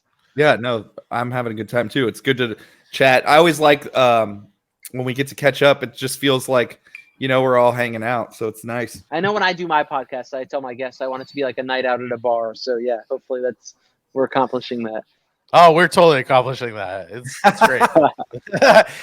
This is the drunkest I think me and Fuse have both been, and we did the Simo podcast, and I still think we're both drunker than that. So I've got my top 5 actually on a notepad. So whenever you guys are ready, just let me know. Nah, hit him. Wait, is that a digital notepad? Is that an iPad? No, this is a Remarkable 2. I fucking love it, by the way. All right, we're getting into tech, by the way, soon after. So yeah. Be prepared. So I'm actually using my DJ laptop to stream this, so I had to write them down. So number 1, it's actually like no brainer. It's probably disappointing if everybody's looking for like a surprise track, but it's 1-2 Step, 145 plays since Serato play count. Banger. Maybe even higher with different versions, but this is actually the version I play the most. Number 2, I actually want to call bullshit on number 2, but I can't necessarily. So Drew shared number 2 with me, and I feel like Drew played number 2 so much that it's high up in my number 2s, and it's his edit of Fireball. Hold on. So before we move too much further, tell us what do you like to play around 1-2 Step and then Fireball too? So 1-2 Step, like I really don't have any set routines, but I play Mac Miller like 1, 2, 3, 4 a bunch. And like because of the number word play, I'll go into 1-2 Step afterward or before. Do you find yourself Fireball, playing like 1-2 Step early in the night? So I think one of the reasons it's so high is because like I could play it at like a party bar. So like I've got 3 different like variations of where I like classify like what I'm playing.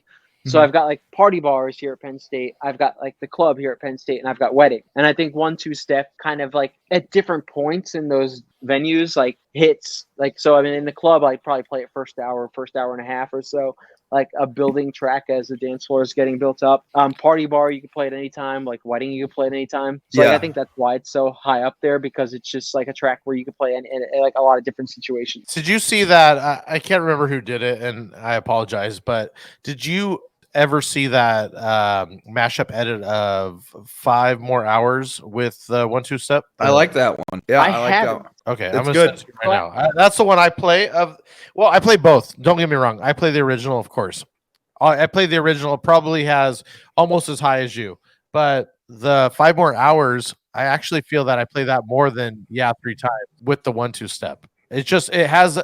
It's like the Chris Brown, but then it goes into the 1-2 Step, and it's like we talked about playing a lot of EDM, and it's definitely hitting for me. I need to hear that. I can't comment on it without hearing. I will say that I actually rediscovered Kirkland Clan. Like as I was, one of the things I do that like Drew knows about that Fuse you might not know about. Every year at the end of wedding season, I delete all of my crates and rebuild all of my crates. It's a way to keep myself fresh. Like I never want to be the guy that's playing the same shit I played 10 years ago. So 1-2 Step, I was on Kirkland Clan and I found like a Starjack tribal, like what was like at least claimed to be like a remix from the original, like to a tribal edit. And I'm like, oh, that could be dope. So I bought it and it's got all kinds of fucking bullshit hype. Like for the first like minute and a half, like it's like 64 bars of bullshit hype. And I'm like, can we just fucking get, so this was actually New Year's Eve. I downloaded it, and like because I didn't have like like I was searching for every song in Finder. I wasn't queuing songs like I should have. So it's on me, but like I dropped 1-2 Step, and I'm like, oh, this is gonna be a smash. Like this is gonna be so dope. Like and it's like 4 minutes long, so it goes from like the original to the tribal. So I'll have some time to like build like a prepare window with some next tracks. And I'm like, it's just like, let's go now. What everybody now? What everybody now? What? Hands up. Like it's just like, what the fuck is this guy doing? Like it's not even nothing is related to the song. Like I'm like, I have songs labeled de-hyped. Like me and Views were talking about this recently. Like de-hyped. I will totally go in and make an edit of that, like without the hype, where like literally it gets dropped on the OG and like I'll cut it into Starjack's tribal version because the tribal version's cool. But number 3 was actually Umbrella by Rihanna. I was actually surprised by this one, but it makes sense. It's like a track that I could play kind of like late night at a wedding or like early night at a club. I agree. I do a little routine with the Umbrella again because I've had so many requests lately for Rihanna Run This Town too. So I play Umbrella, and maybe I've said this in another episode, but I play where she's like Umbrella, Ella, a. Then it goes into Run This Town, where it's like, That's dope. yeah. Basically, I had to restructure the whole song because I play, I think I play like, maybe it for 40 seconds or something, just the part and then out. So, all right. So we're at what was number 4? I'm sorry. So number 4 is actually so I did Umbrella. Number 3 and number 4 are a tie. Umbrella and We Found Whitney, which is not the Scooter version, but the Isaac Jordan version. He just flips it ever so slightly differently. And like, yeah, they're like number 3 and number 4. They're both at 88 plays apiece. Not to this Scooter, I played the Isaac one too, and it is different. Yep. And I re-edited it and sent it to Drew, so I'll send it to you if you want it too, because I have it to where it comes in a little better, and I think you'll appreciate it too. What I actually do is I play the original. I play the original. I want to dance with somebody, but I actually blend in the choruses and go into the Isaac Jordan version. But yeah, I would love to have that. So number 4 is actually tied as well. Levitating in 24K Magic, and the Levitating is of course the Scooter edit. We discussed the top 25 downloaded the last podcast. Me and Drew both expressed our love for Levitating. We really liked that song. Dude, it's been huge this year. Yeah, and then number 5 is actually a hybrid edit of like a Digital Dave edit that I made of so Digital Dave did 22 over Sam Felt. I want that. Post Malone. Yeah, I need that. And so what I did was basically took the original 22 into I guess what DMS would call Frankenstein, into like the actual Digital Dave edit of Sam Felt Post Malone, and then I go into actually like the hook version of the actual Post Malone song. So it ends up being like 3 minutes long. But yeah, I'll drop that to you guys too if you guys want that. No, that's great. The Sam Felt one, when I play at the bar that I play at every Friday, people love that track. The Sam Felt Post Malone. There's definitely like that 25-year-old, 26-year-old age group that absolutely is in love with that song. It's so funny. That's like one of the ones that like if you didn't know, you wouldn't know that works, but it works. Yep. I play it usually before midnight, most always, but like it definitely gets them interested, and you'll hear them sing along to it. So I actually want to re-edit it because like I was playing around with things, and I feel like the hook only version is a disservice. I feel like I need that first verse into the hook, like on that Post Malone song. I play the verse. I go into the verse. One more drink. Yep. I feel like I don't have that on my edit, and I feel like that's very important. Like again, we all learn things. We make an edit, think it's going to work one way, and then like we play it, and it's like it works. But like I feel like that like low point after 22, and then going up to the high point is more like emotionally investing. Yeah, totally. I make tons of edits that don't work. I've made tons of edits that don't work over the years, and for sure, yeah. But like, I guarantee you go in and like re-edit it and make the one that will work after you play it. One of the things that I'll say, my coming up was basically the AM Deckstar era. So my 100%, was the influence of all those guys. But 2, one of the things, I had 2 guys that were playing with me at Pavilion, which you guys both know is like the main spot that I played at forever. That was the club where all the Deckstar guys came through. And my way of teaching them was they would say, "Hey, can I open for you?" I'd say, "Yeah, sure. That's great. You can come open."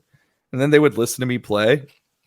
And then with about 15 or 20 minutes left to go, most of the time, right when I knew it didn't really matter, I'd be like, "All right, it's your turn. You better keep them here for the last 15 minutes." And I feel like they finally would start to realize like, oh shit, I got to come out like swinging here with this last. And that was like one way that really helped them like learn how to like kind of. So you would put them on 15 minutes before the headliner. No. 15 minutes before the bar closed, I'd be like, "I'm done. You take over." But okay. I'm like, wouldn't say like, "Oh, the bar's going to be like," I'd be like, "Bro, you got to keep them. It's the last 15 minutes of the night. It's the most like important part of the night. Like we're going to make or break our sales." Like, you know what I mean? And I think that was important because I would be playing like the main set, and they would have to come on and then like figure out like, the last 20, even sometimes 30 minutes. Once I kind of knew that they knew what they were doing, I'd give them more time to play and stuff. But dude. I love that one. It's throwing them into the wolf's den, you know, like Well, I just did that Crate Hackers hackathon. Honestly, I literally just walked off of it and started drinking with my boys right here. And so, what I will say is, this is the drunkest I think me and Fuse have both been, and we did the Simo podcast, and I still think we're both drunker than that. Pouring myself another drink. Sorry. No, we're on an incredible. Yeah, and by the way, cheers. I'm on my third drink here as well, fourth maybe actually. same. Consistency and longevity, and the alcohol is kicking in. By the way, consistency and longevity. The biggest problem is I have Drew who's gonna feed me 18 shots before I fucking go on.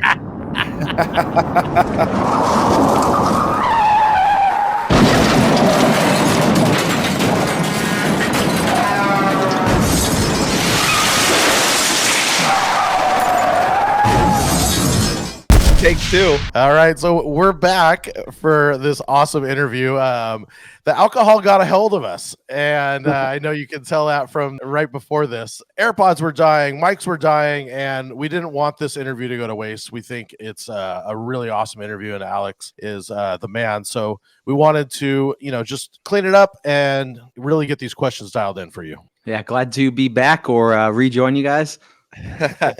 Yeah, thanks for coming back on, and it was fun. And in case you guys didn't know already, Alex has his podcast, which is Sips and Ish. So that kind of happens sometimes when you got a podcast that's about drinking. So Yeah, that was my first blackout podcast, but it was a good time. Well, I think we were all egging each other on, and for you guys, it was super late. Yes, Yeah. So Was it 1 o'clock or something like that? yeah, it was like 1 a.m. Yeah. and I had done that show right before too, so I think the combo of everything definitely took a hold. And that bottle of tequila was about half empty, so half drank bottle of Casamigos there, right? And I was drinking those like syrupy Christmas drinks. So we asked about that earlier in that episode was how is the next day? So my question is, how was the next day? I don't think it was as bad as yours, but it was rough, man. I struggled to get up. Mine was really bad. Mine hurt. I will not lie about that. Well, let's jump into this. Yeah, one of the things we hadn't talked about earlier on this episode, in part one, is you listen to podcasts, and Yep. What is something that you find interesting, or what do you like about certain podcasts, or what kind of grabs your attention when listening to something? Wow, that's a great question. And tough to answer too. So I mean, like, as far as like your podcasts, like in the DJ realm of things, whether it's your podcast, Nick Spinelli's podcast, Mike Walter and Joe Bunn's podcast, I kind of like picking up music stuff, like for sure, like hearing what other DJs are playing. Like, Nick sometimes will run through his like songs that are working for him, and I know you guys will do that too. And the 3X thing with Dave was a whole bit. And you guys found out that was a banger. You said it worked for you in Cali. It's up and down. You can play it one night and that's what I call it, the best 50-50 song in the crate. Sometimes it doesn't come in great the way he told me I need to be mixing it. People kind of look around like they know it's coming, but it doesn't, have that reaction. Then it has the reaction for the yeah part, and then it falls off. So our San Diego gig that night, it was so poppin' that once we got to a certain point, it didn't matter what you played. One of those nights. But Drew played 3 times that night, and once it got to the yeah part, it was popping, and that we had a video footage that we posted of Drew. So. Yeah, so I mean, like anything that talks music, and I'm a big wrestling nerd, so I do listen to a lot of wrestling podcasts, and kind of news and interview with like workers and things like that are pretty cool too. Now, do you find yourself, this is one thing we always get, people go, oh, the podcast is too long, it's too long. Do you find yourself listening to long podcasts? Because I find myself listening to long podcasts, and I simply just pause it and then resume back up. Yeah.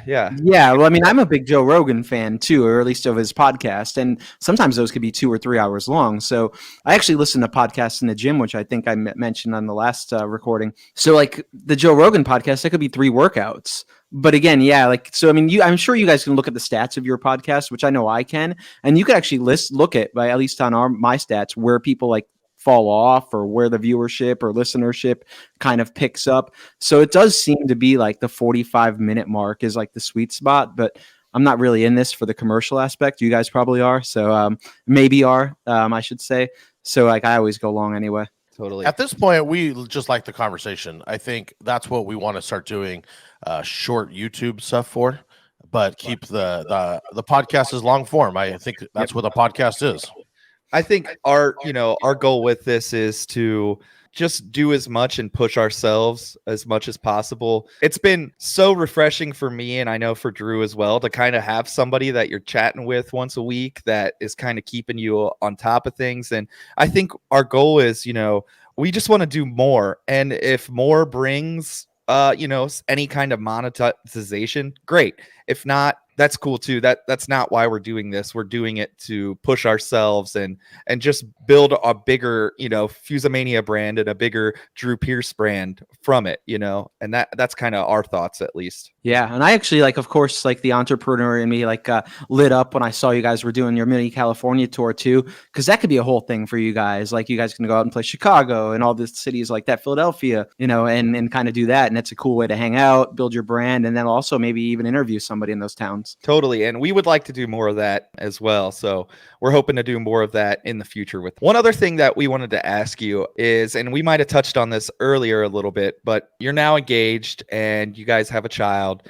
In what way do you balance work and family? Do you keep a night a week, or do you have any advice for guys that may be listening that are, on the busier side of what we do and trying to balance the work and family life? Yeah, that's been a struggle. A good question, real good question. And by no means have I mastered it. I do try to kind of turn off. We're kind of blessed in the fact that I love what I do. It's fucking awesome.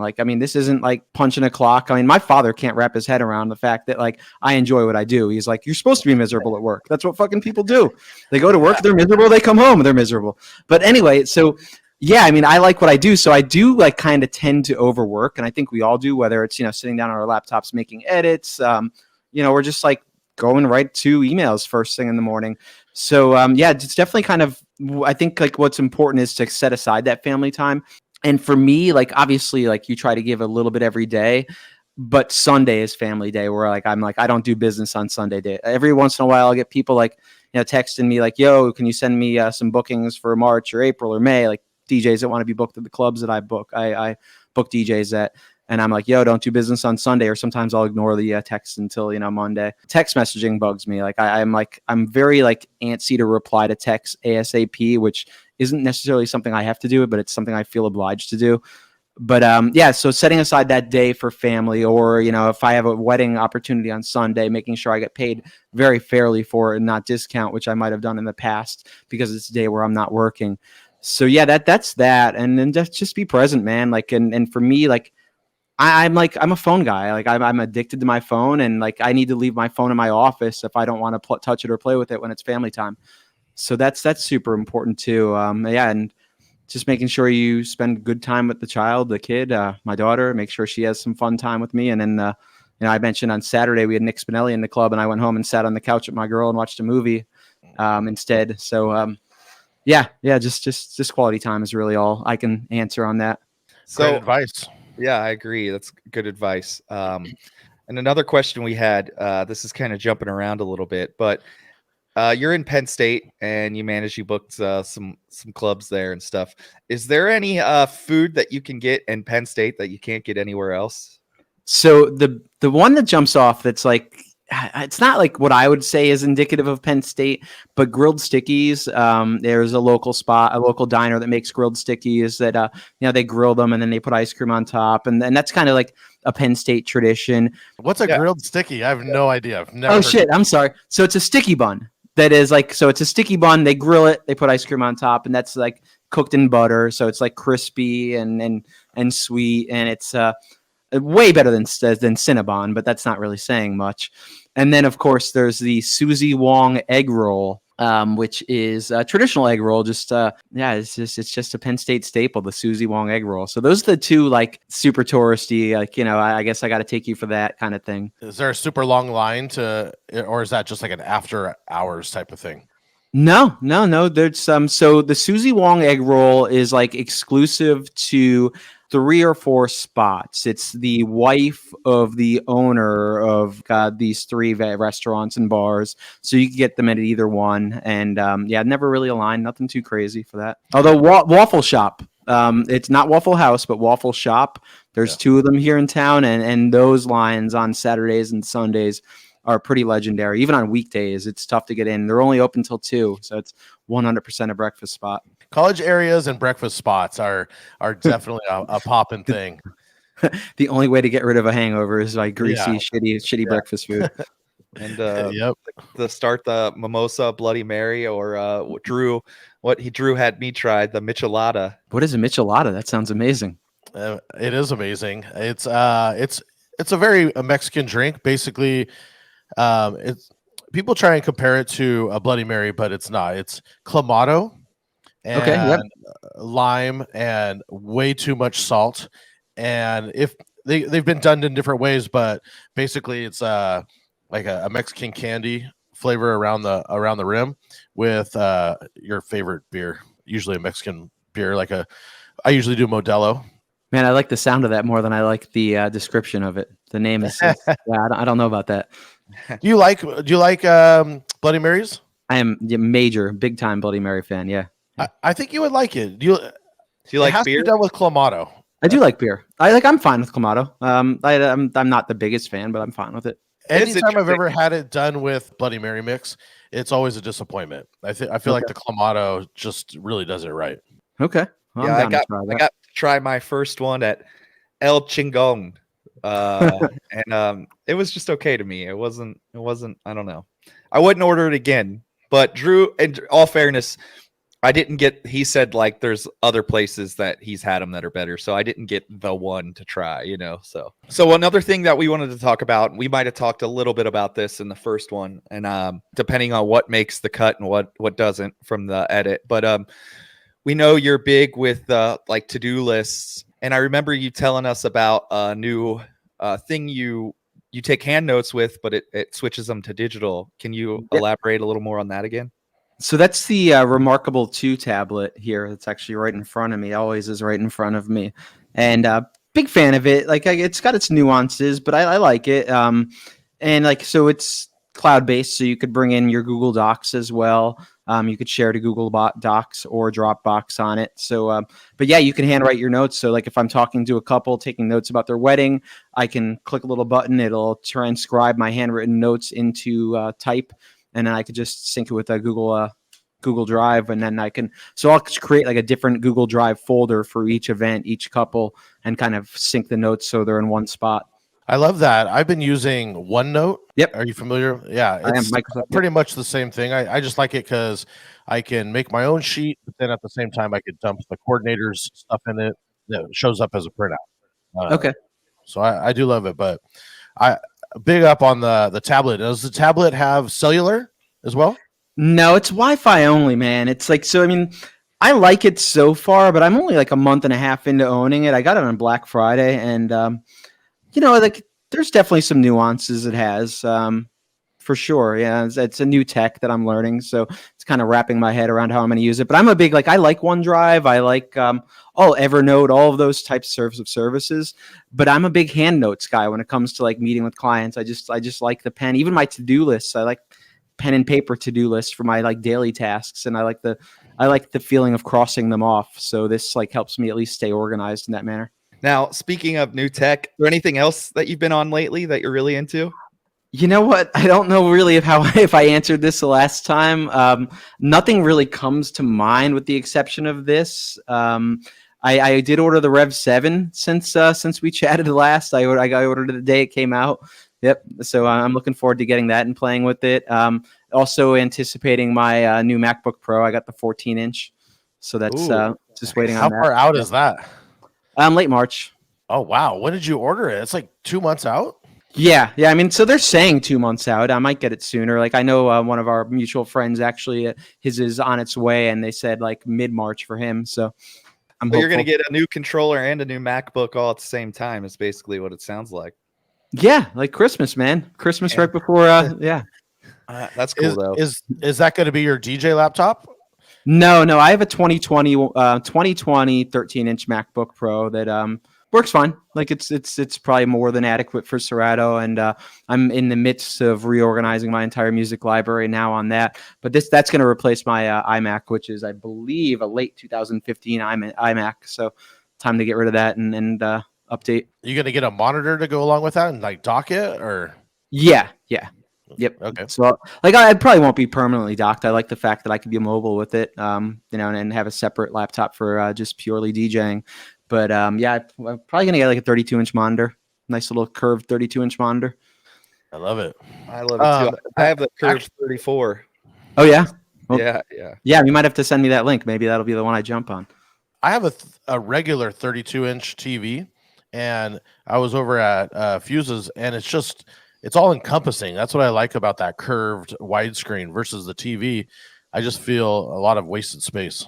Yeah, I could see that. It takes a second to kind of get used to the curved screen, I will say. But now that I'm like a few months in, well, it's probably like close to a year at this point, but it's like nothing anymore. It's kind of like when I was at Drew's, I was like, oh man, the straight monitor is wild. Like, because I'm so used to the curved one now, but it takes some getting used to. I never thought about hooking a TV up. That's actually pretty brilliant. Like in terms of, is the resolution quality? I've had this now for 6+ years. I just got it at Costco cheap. It's like, what is it? A Vizio.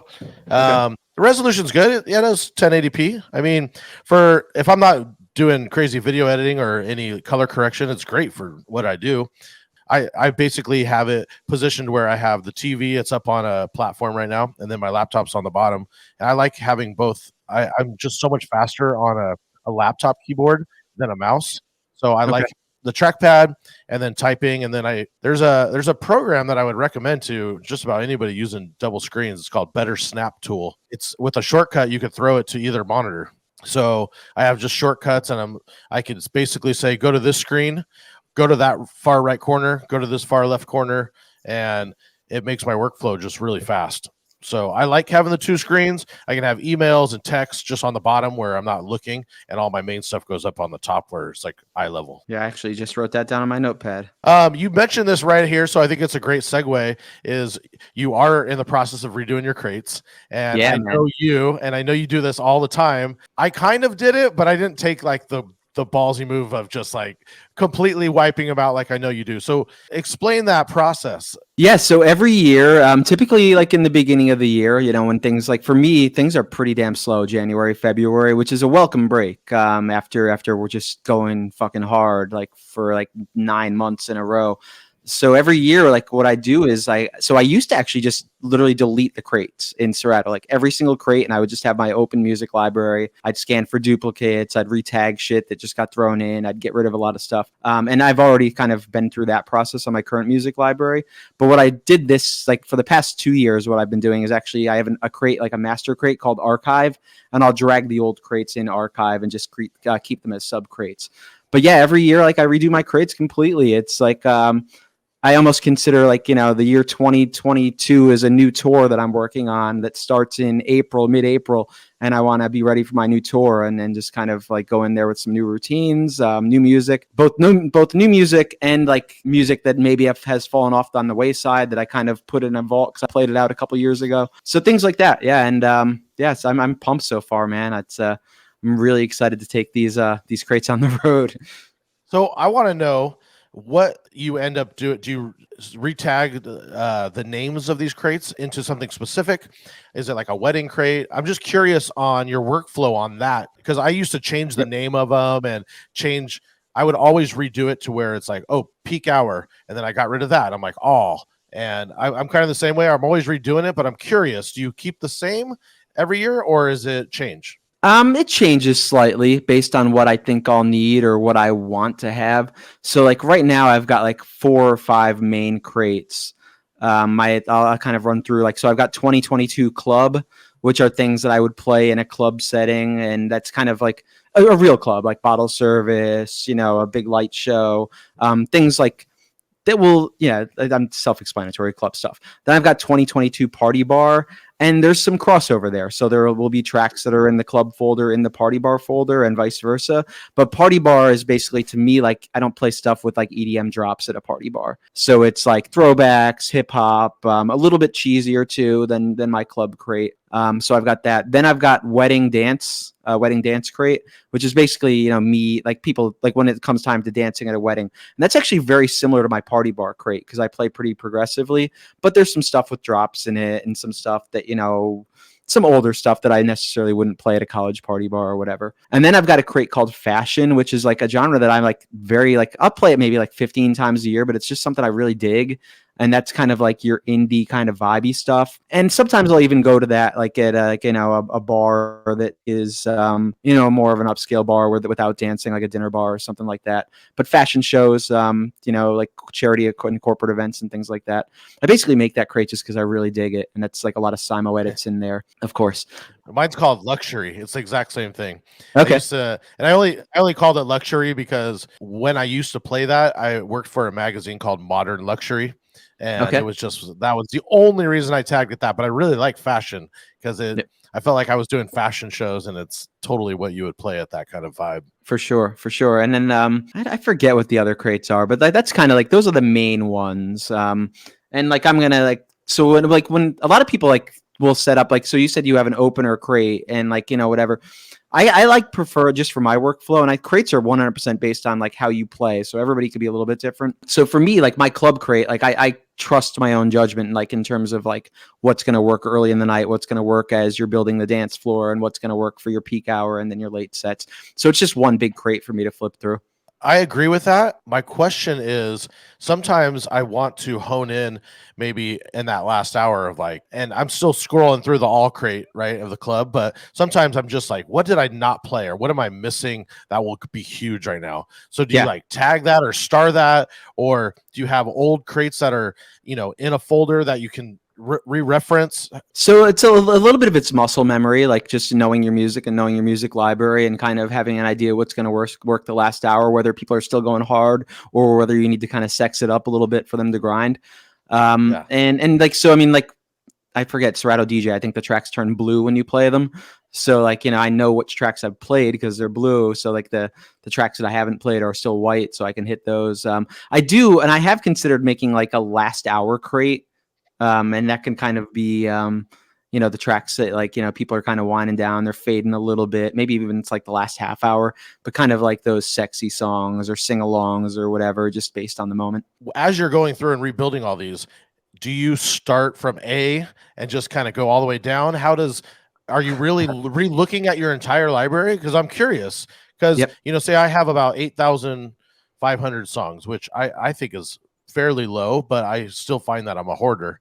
I want to get it even less, right? You're just going from the top at the beginning of the year. You go from the top down. So what I do is actually I sort by play count, and like thank God for Serato play count. And I still have a request, and I mentioned it on my podcast last week. Not only do I wish they showed you how many times that you played a song, but I really fucking wish that Serato play count had a last played column. So I can look, okay, I played this song once in 2017 or whatever, and I don't need this song again. Whether it was a wedding request or like, a song I thought I'd play in the club and it never kind of took off. But I'm about 9,000 songs deep. So that's what I do. I start going by plays, and I'm actually only at one, Drew. And you wouldn't believe how many fucking so I've got about 9,000 songs too. But you can't believe how many like songs that are in my library that I played once, and like the zeros are like crazy because there's like thousands of songs that I never played. And I was just a deleting fiend. But like those can also like there might be some tracks I keep in there just in case or whatever, popular songs.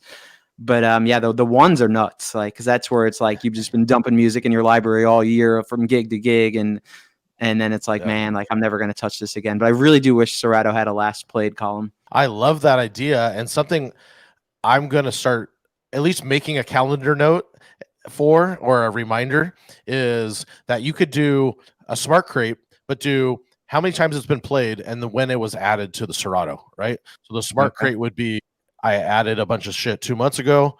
I still haven't played it. I could go in there and be like, oh, delete. I'm not going to play any of this. Well, I gotta, that's something I want. I gotta get with you on smart crates, man, because like you sound like a fucking Jedi. It's a great way to just you could kind of do what you're talking about with the smart crates. You could be up on being able to just tell it what you want, you know.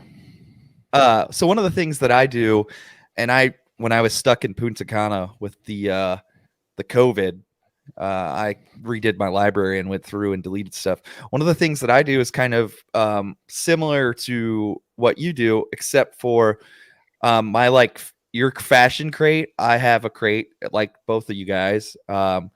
It's called just a eclectic collection, and I still sort my club crate and eclectic collection crate by hip hop, pop music, house music, transitions. So those are all subfolders of it. So which is nice because if I'm playing a hip hop set, I could just go in and boom, then I get rid of all that other stuff and I can really like keep it in the zone. But one of the things that I do is I put both of those folders with the subfolders in a folder together. So if I'm doing like a bar or like a cool event, I could still have access to all those without like, you know, still some of the other stuff that I don't want in there, you know? So that's what I tried. It's like, it's a way to use like an all folder without actually using the all folder, you know? So I try to keep things organized in that sense too. So, and then in terms of what Drew mentioned, one of the things that I do is I just try to keep a subfolder that's like hot in the clubs now,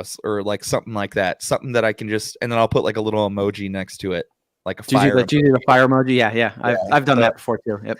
That's just a way to, and I try to not play out of that folder. But then when I get stuck, I'll go to that folder and know, oh, okay, there's like all these songs that I can grab real quick and get to. And then it'll kind of give me ideas to be like, oh, I forgot to play this or this. It'll, you know, just trigger my brain in a little bit of a different thought process. So that's kind of one of the ways that I do it. But I like hearing how both of you guys do it because I always pick up, oh, maybe I should do this. And it would help my, you know, my way of thinking. So it's cool. One thing that's super helpful too, that like, you know, obviously in this iteration of my music library, I haven't done, but I've done in the past, is on a night where it's like super slow or whatever, I'll actually sort that crate by how many times I've played.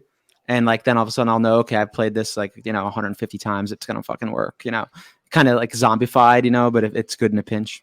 No, that's a great idea too. Mine are screwed up for that style only because I have clean and dirty. And so at the club, I try and play dirty. At the wedding, I try and obviously keep it clean. So some of my tracks have a million plays. Some don't have as many. I try not to pay too much attention to it, even though it is invaluable. I feel like it's skewed. I mean, this would be a giant pain in the ass, but if you have like a spare day, you could definitely go into like your clean version of that crate or your dirty version of that crate and just edit the play count into how many times, like, so both of them have the same play count and go from there. Giant pain in the ass, so I feel you. I feel like I need to actually go in, and a lot of those I keep them both, but I could probably get rid of the dirty on some of them if the dirty word, if they don't say, you know, fuck, shit, cock, balls enough in it, right? If it's just like once or twice, it's like, do I really need this? I'll just keep it clean. That's true. Yeah, for a long time, like for years upon years, and I had a radio mix show at the time, so that was one of the reasons why. But like, I would only download clean stuff.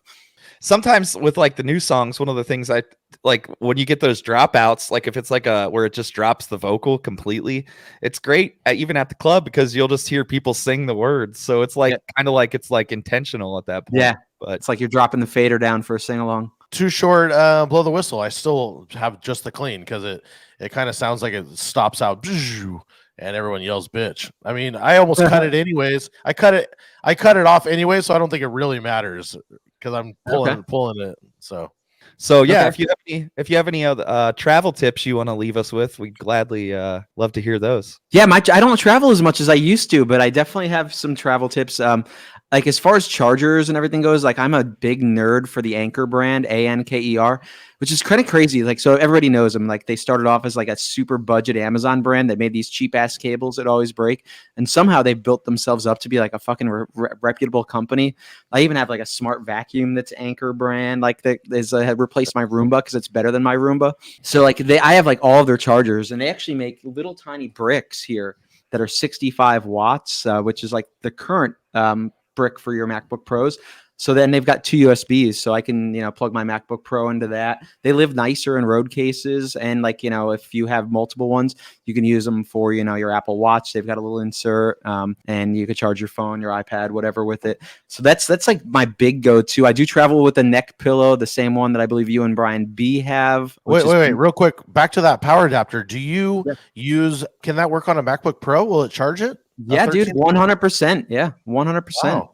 Yeah. I know some of them are fickly, right? Where if it's not the Apple one, it won't charge it fully. It'll No. if you're DJing on it, it actually goes lower. No, dude, it 100% charges it fully. It's now you can't overload it. Like if you are using it for, then they make 1-port ones too, single port.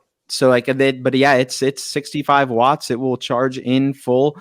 And even if like I've had my iPhone and my MacBook Pro plugged into it before, and it will at least, like, it might not give your MacBook Pro a charge, but it'll at least hold it at the current charge. So that's a big one. Yeah, and again, like, because I don't travel a ton, like I always come prepared, 2 laptops, that kind of stuff. But like at this point, like I'm kind of out of the traveling, club game. So like I'm basically just on the road for weddings, and those might be Philadelphia, Pittsburgh within 3 or 4 hours. So. No real plane hacks for sure. TSA pre for life. But yeah, that's totally. TSA pre is so worth it. We were just talking about this. DJ Demand, shout out DJ Demand, but he had posted a picture of the line's so long today. I'm like, bro, how do you not have TSA pre? That's like a number one. Even if you only travel once a year, it's worth it. It's like what, $60, $70 for 4 years? $75 for 5 years. Okay, worth every red cent. It's worth every penny. It's invaluable. Totally. 100%.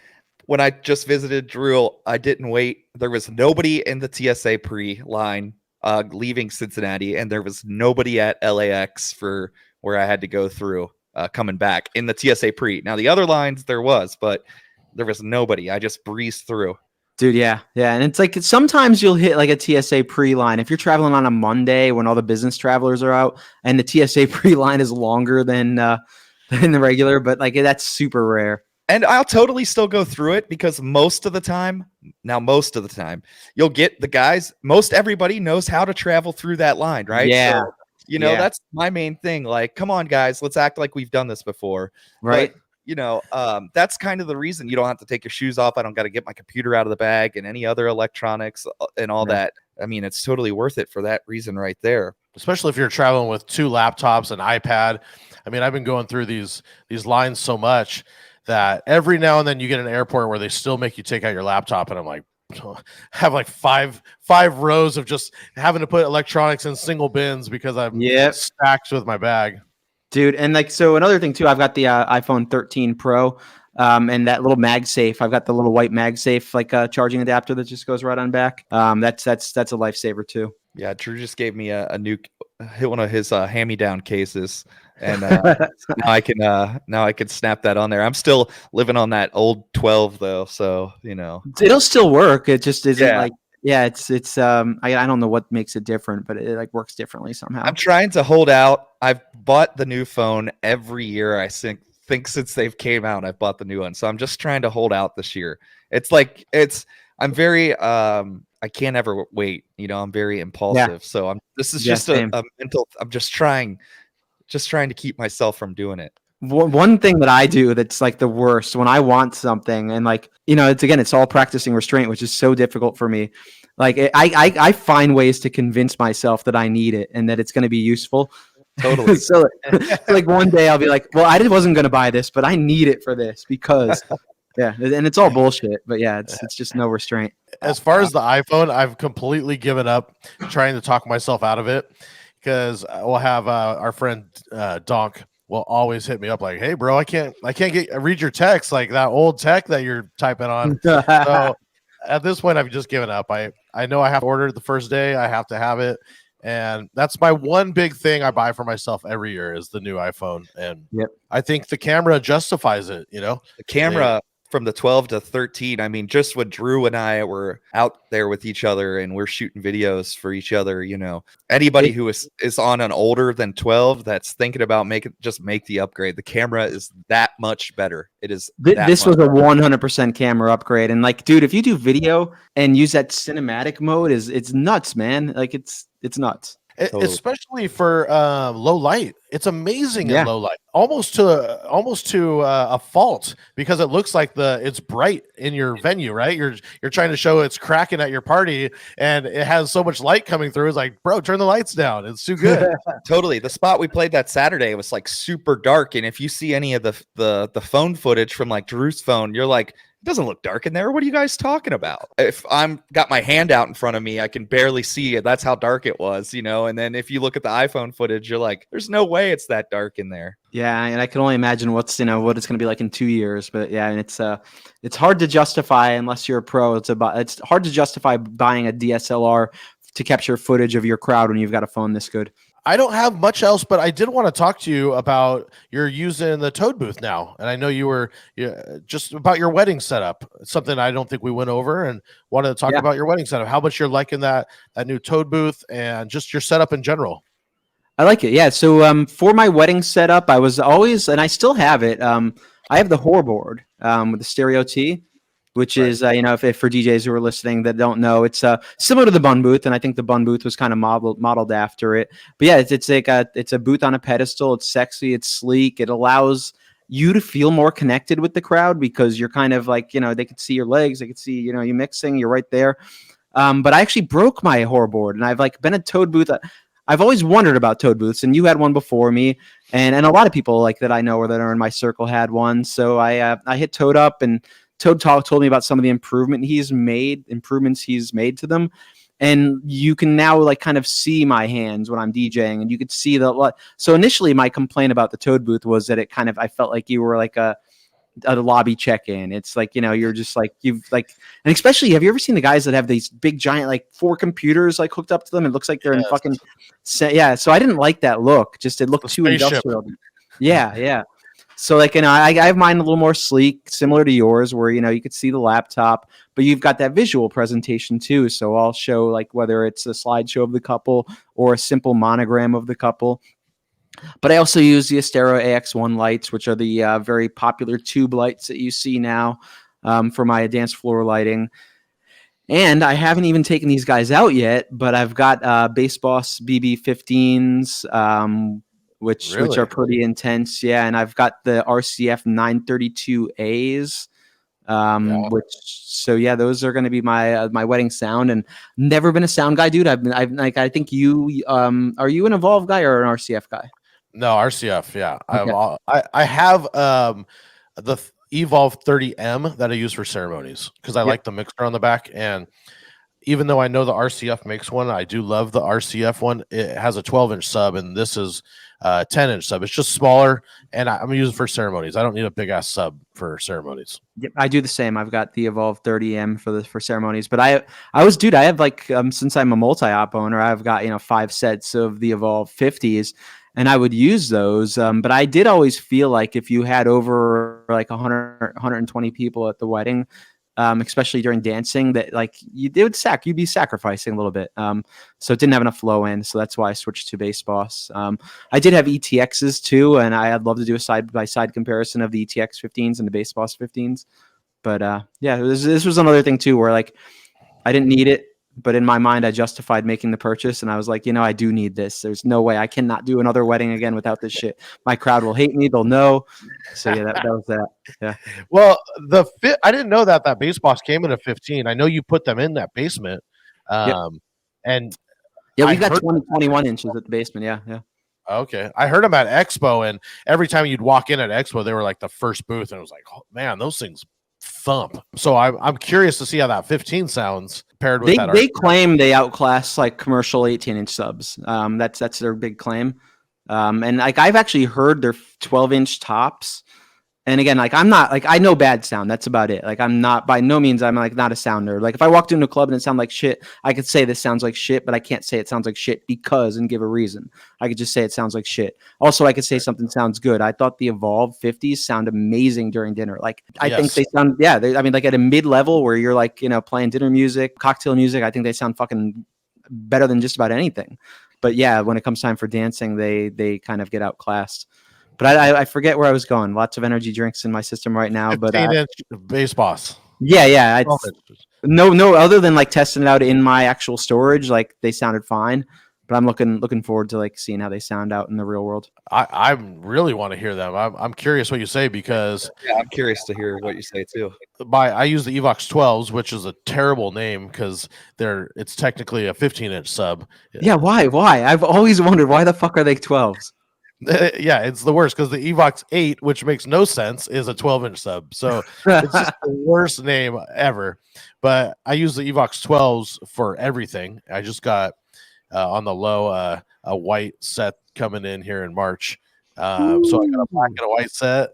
And I love it because that 18-inch sub, I feel I'm always getting told to just turn it down, at least the venues I'm doing in California. And I do have 18-inch subs I could bring if I need to, but for most of the stuff, I feel that it just fits everything.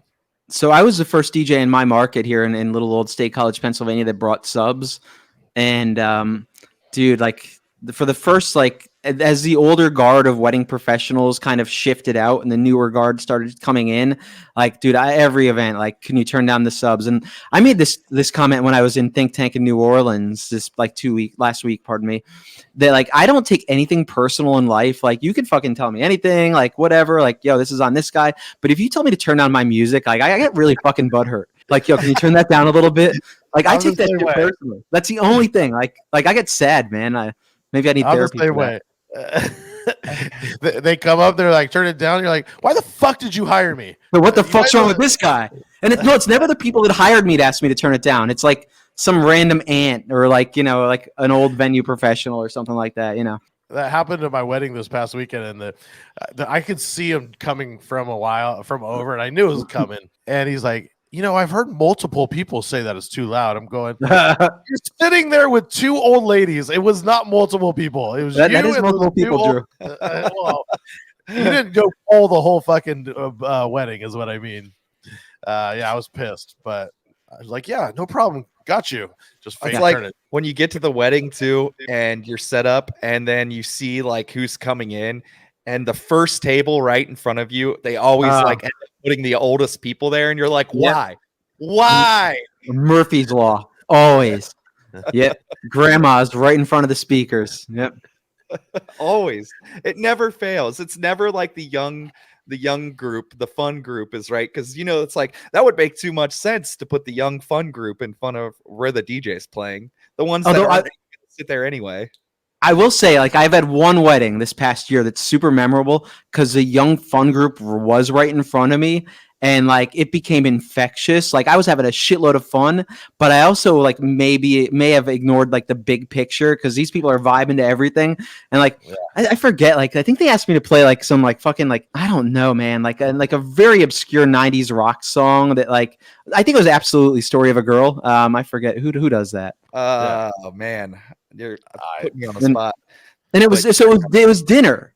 It was dinner time, and they asked me to play it, and I'm like, you know, that works. Like, why the fuck not? And like this whole table is screaming this song during dinner, and they're the only ones. So like it was quite the scene, quite the sight. It was 9 days. 9 days. Yeah. Never would have got that. No, no. I was gonna say Eve 6. So yeah, totally. Nick Spinelli said something on some video I watched. And shout out to him because I need to do this and I just haven't. But he said he bought a pack of earplugs. And anytime someone comes up and goes, I totally understand. Here's your free earplugs. But he just won't turn it down. He's just like, here's the earplugs. I like that because it's you're helping them, but it's also kind of like a go fuck yourself subtly. Yeah. Like I'm not gonna do shit, but you can wear these. That's amazing. That's so good. I think we've hit just about everything now without keeping this too long too. I think that's going to be it, right, Drew? Unless you have any last things you want for wedding advice, or just being a wedding DJ or anything along those lines. We hit a lot on the club, and just if you had any last stuff on the weddings. Yeah, I definitely give some wedding advice here. I guess it's advice that I wish I knew 15 years ago. Is definitely know your worth, man. And like in the end of 2021, I looked at my pricing from 10 years ago, and it was sub $1,000, and I was still a damn good DJ back then. I mean, obviously, it's been a refining process on the wedding side of things, and I've gotten a lot better. But there was no excuse for me to be sub $1,000. So it's know your worth. Also, just don't get stuck in your shit. So the stuff, a lot of DJs, and especially on the wedding side or the private event side, like they'll have their moment, their 2 or 3 years that they were fucking like the boss, like whether it was in clubs or whatever, and they'll just keep on playing that same shit until they, fade into obscurity. And that's one of the reasons why I always redo my crates every year, is like, I don't want to be that guy that's playing the same sets that I played 10 years ago. And people are like, oh, like this guy, I don't ever want like a college alumni to come back like on a game weekend and hear me playing and like, not in a good way, be like, oh my God, he's playing the same sets he played in 2011, whatever it was. So yeah, that's just always reinvent yourself and know your value. I love that. Yeah, it's great advice. Well, thank you for coming and not only being a part of the podcast once, but twice. My pleasure, guys. I really appreciate it. Hit us with all of your anything you want to promote. Yeah, just hit me on djalexnepa.com. You could find everything I'm doing there, whether it's my newest mixes, the Sips and Ish podcast that I put up every single week, or if you just want to chat. But also Instagram at djalexnepa. Super active there. That's going to wrap it up for today. Thank you guys for listening. Please make sure you, if you're on YouTube, you subscribe, comment, like the video. If you're on Apple Podcast, make sure you rate and review. And if you're on Spotify, make sure you have us downloaded. Thank you guys for tuning in. Thank you, Alex. Thanks, Drew. We'll talk to you soon. Peace. I was going to say, stay tuned for the blooper reel. But, the blooper reel will be after this. Hopefully I'm not losing you. My AirPods bro, are dying. We're all day. I mean, I'm gonna edit this, so it doesn't matter. It's my AirPods. Hey, Woo! thanks for being on so long, man. I'm sorry it's going so late, dude. Dude, I have no idea what time it is. I'm having a good time. It's so late for both of you guys, and honestly, there's actually more questions I want to ask, and I apologize. I'm kind of excited. Seems like the perfect time to make another drink. Fuse, make another drink because we're going deep. This is not over, bro. We are going we got so much more to hit on. I hope you got a lot of free time this week to edit. Oh, I'm editing. This is a long, all I mean is this is a long episode. Actually, there's lots of parts that don't even need edited. Yeah. But can you guys hear me okay? Am I okay to use my MacBook speakers? Yeah, I think it doesn't sound good, bro. I'm sorry. Does it sound like shit? Yeah, it's so far away. Because my AirPods died. It's so facts. it's so upsetting where I'm so upset about it, but it is facts. Yo, anybody wants to shout out the YOLO on your line right now and give Drew some like virtual hugs? I think, yeah. Totally. Or virtual Pedialyte maybe. Let's go ahead and wrap this one up for tonight. Alex, I just want to say thank you for coming on the podcast. It's been great having you. See you guys.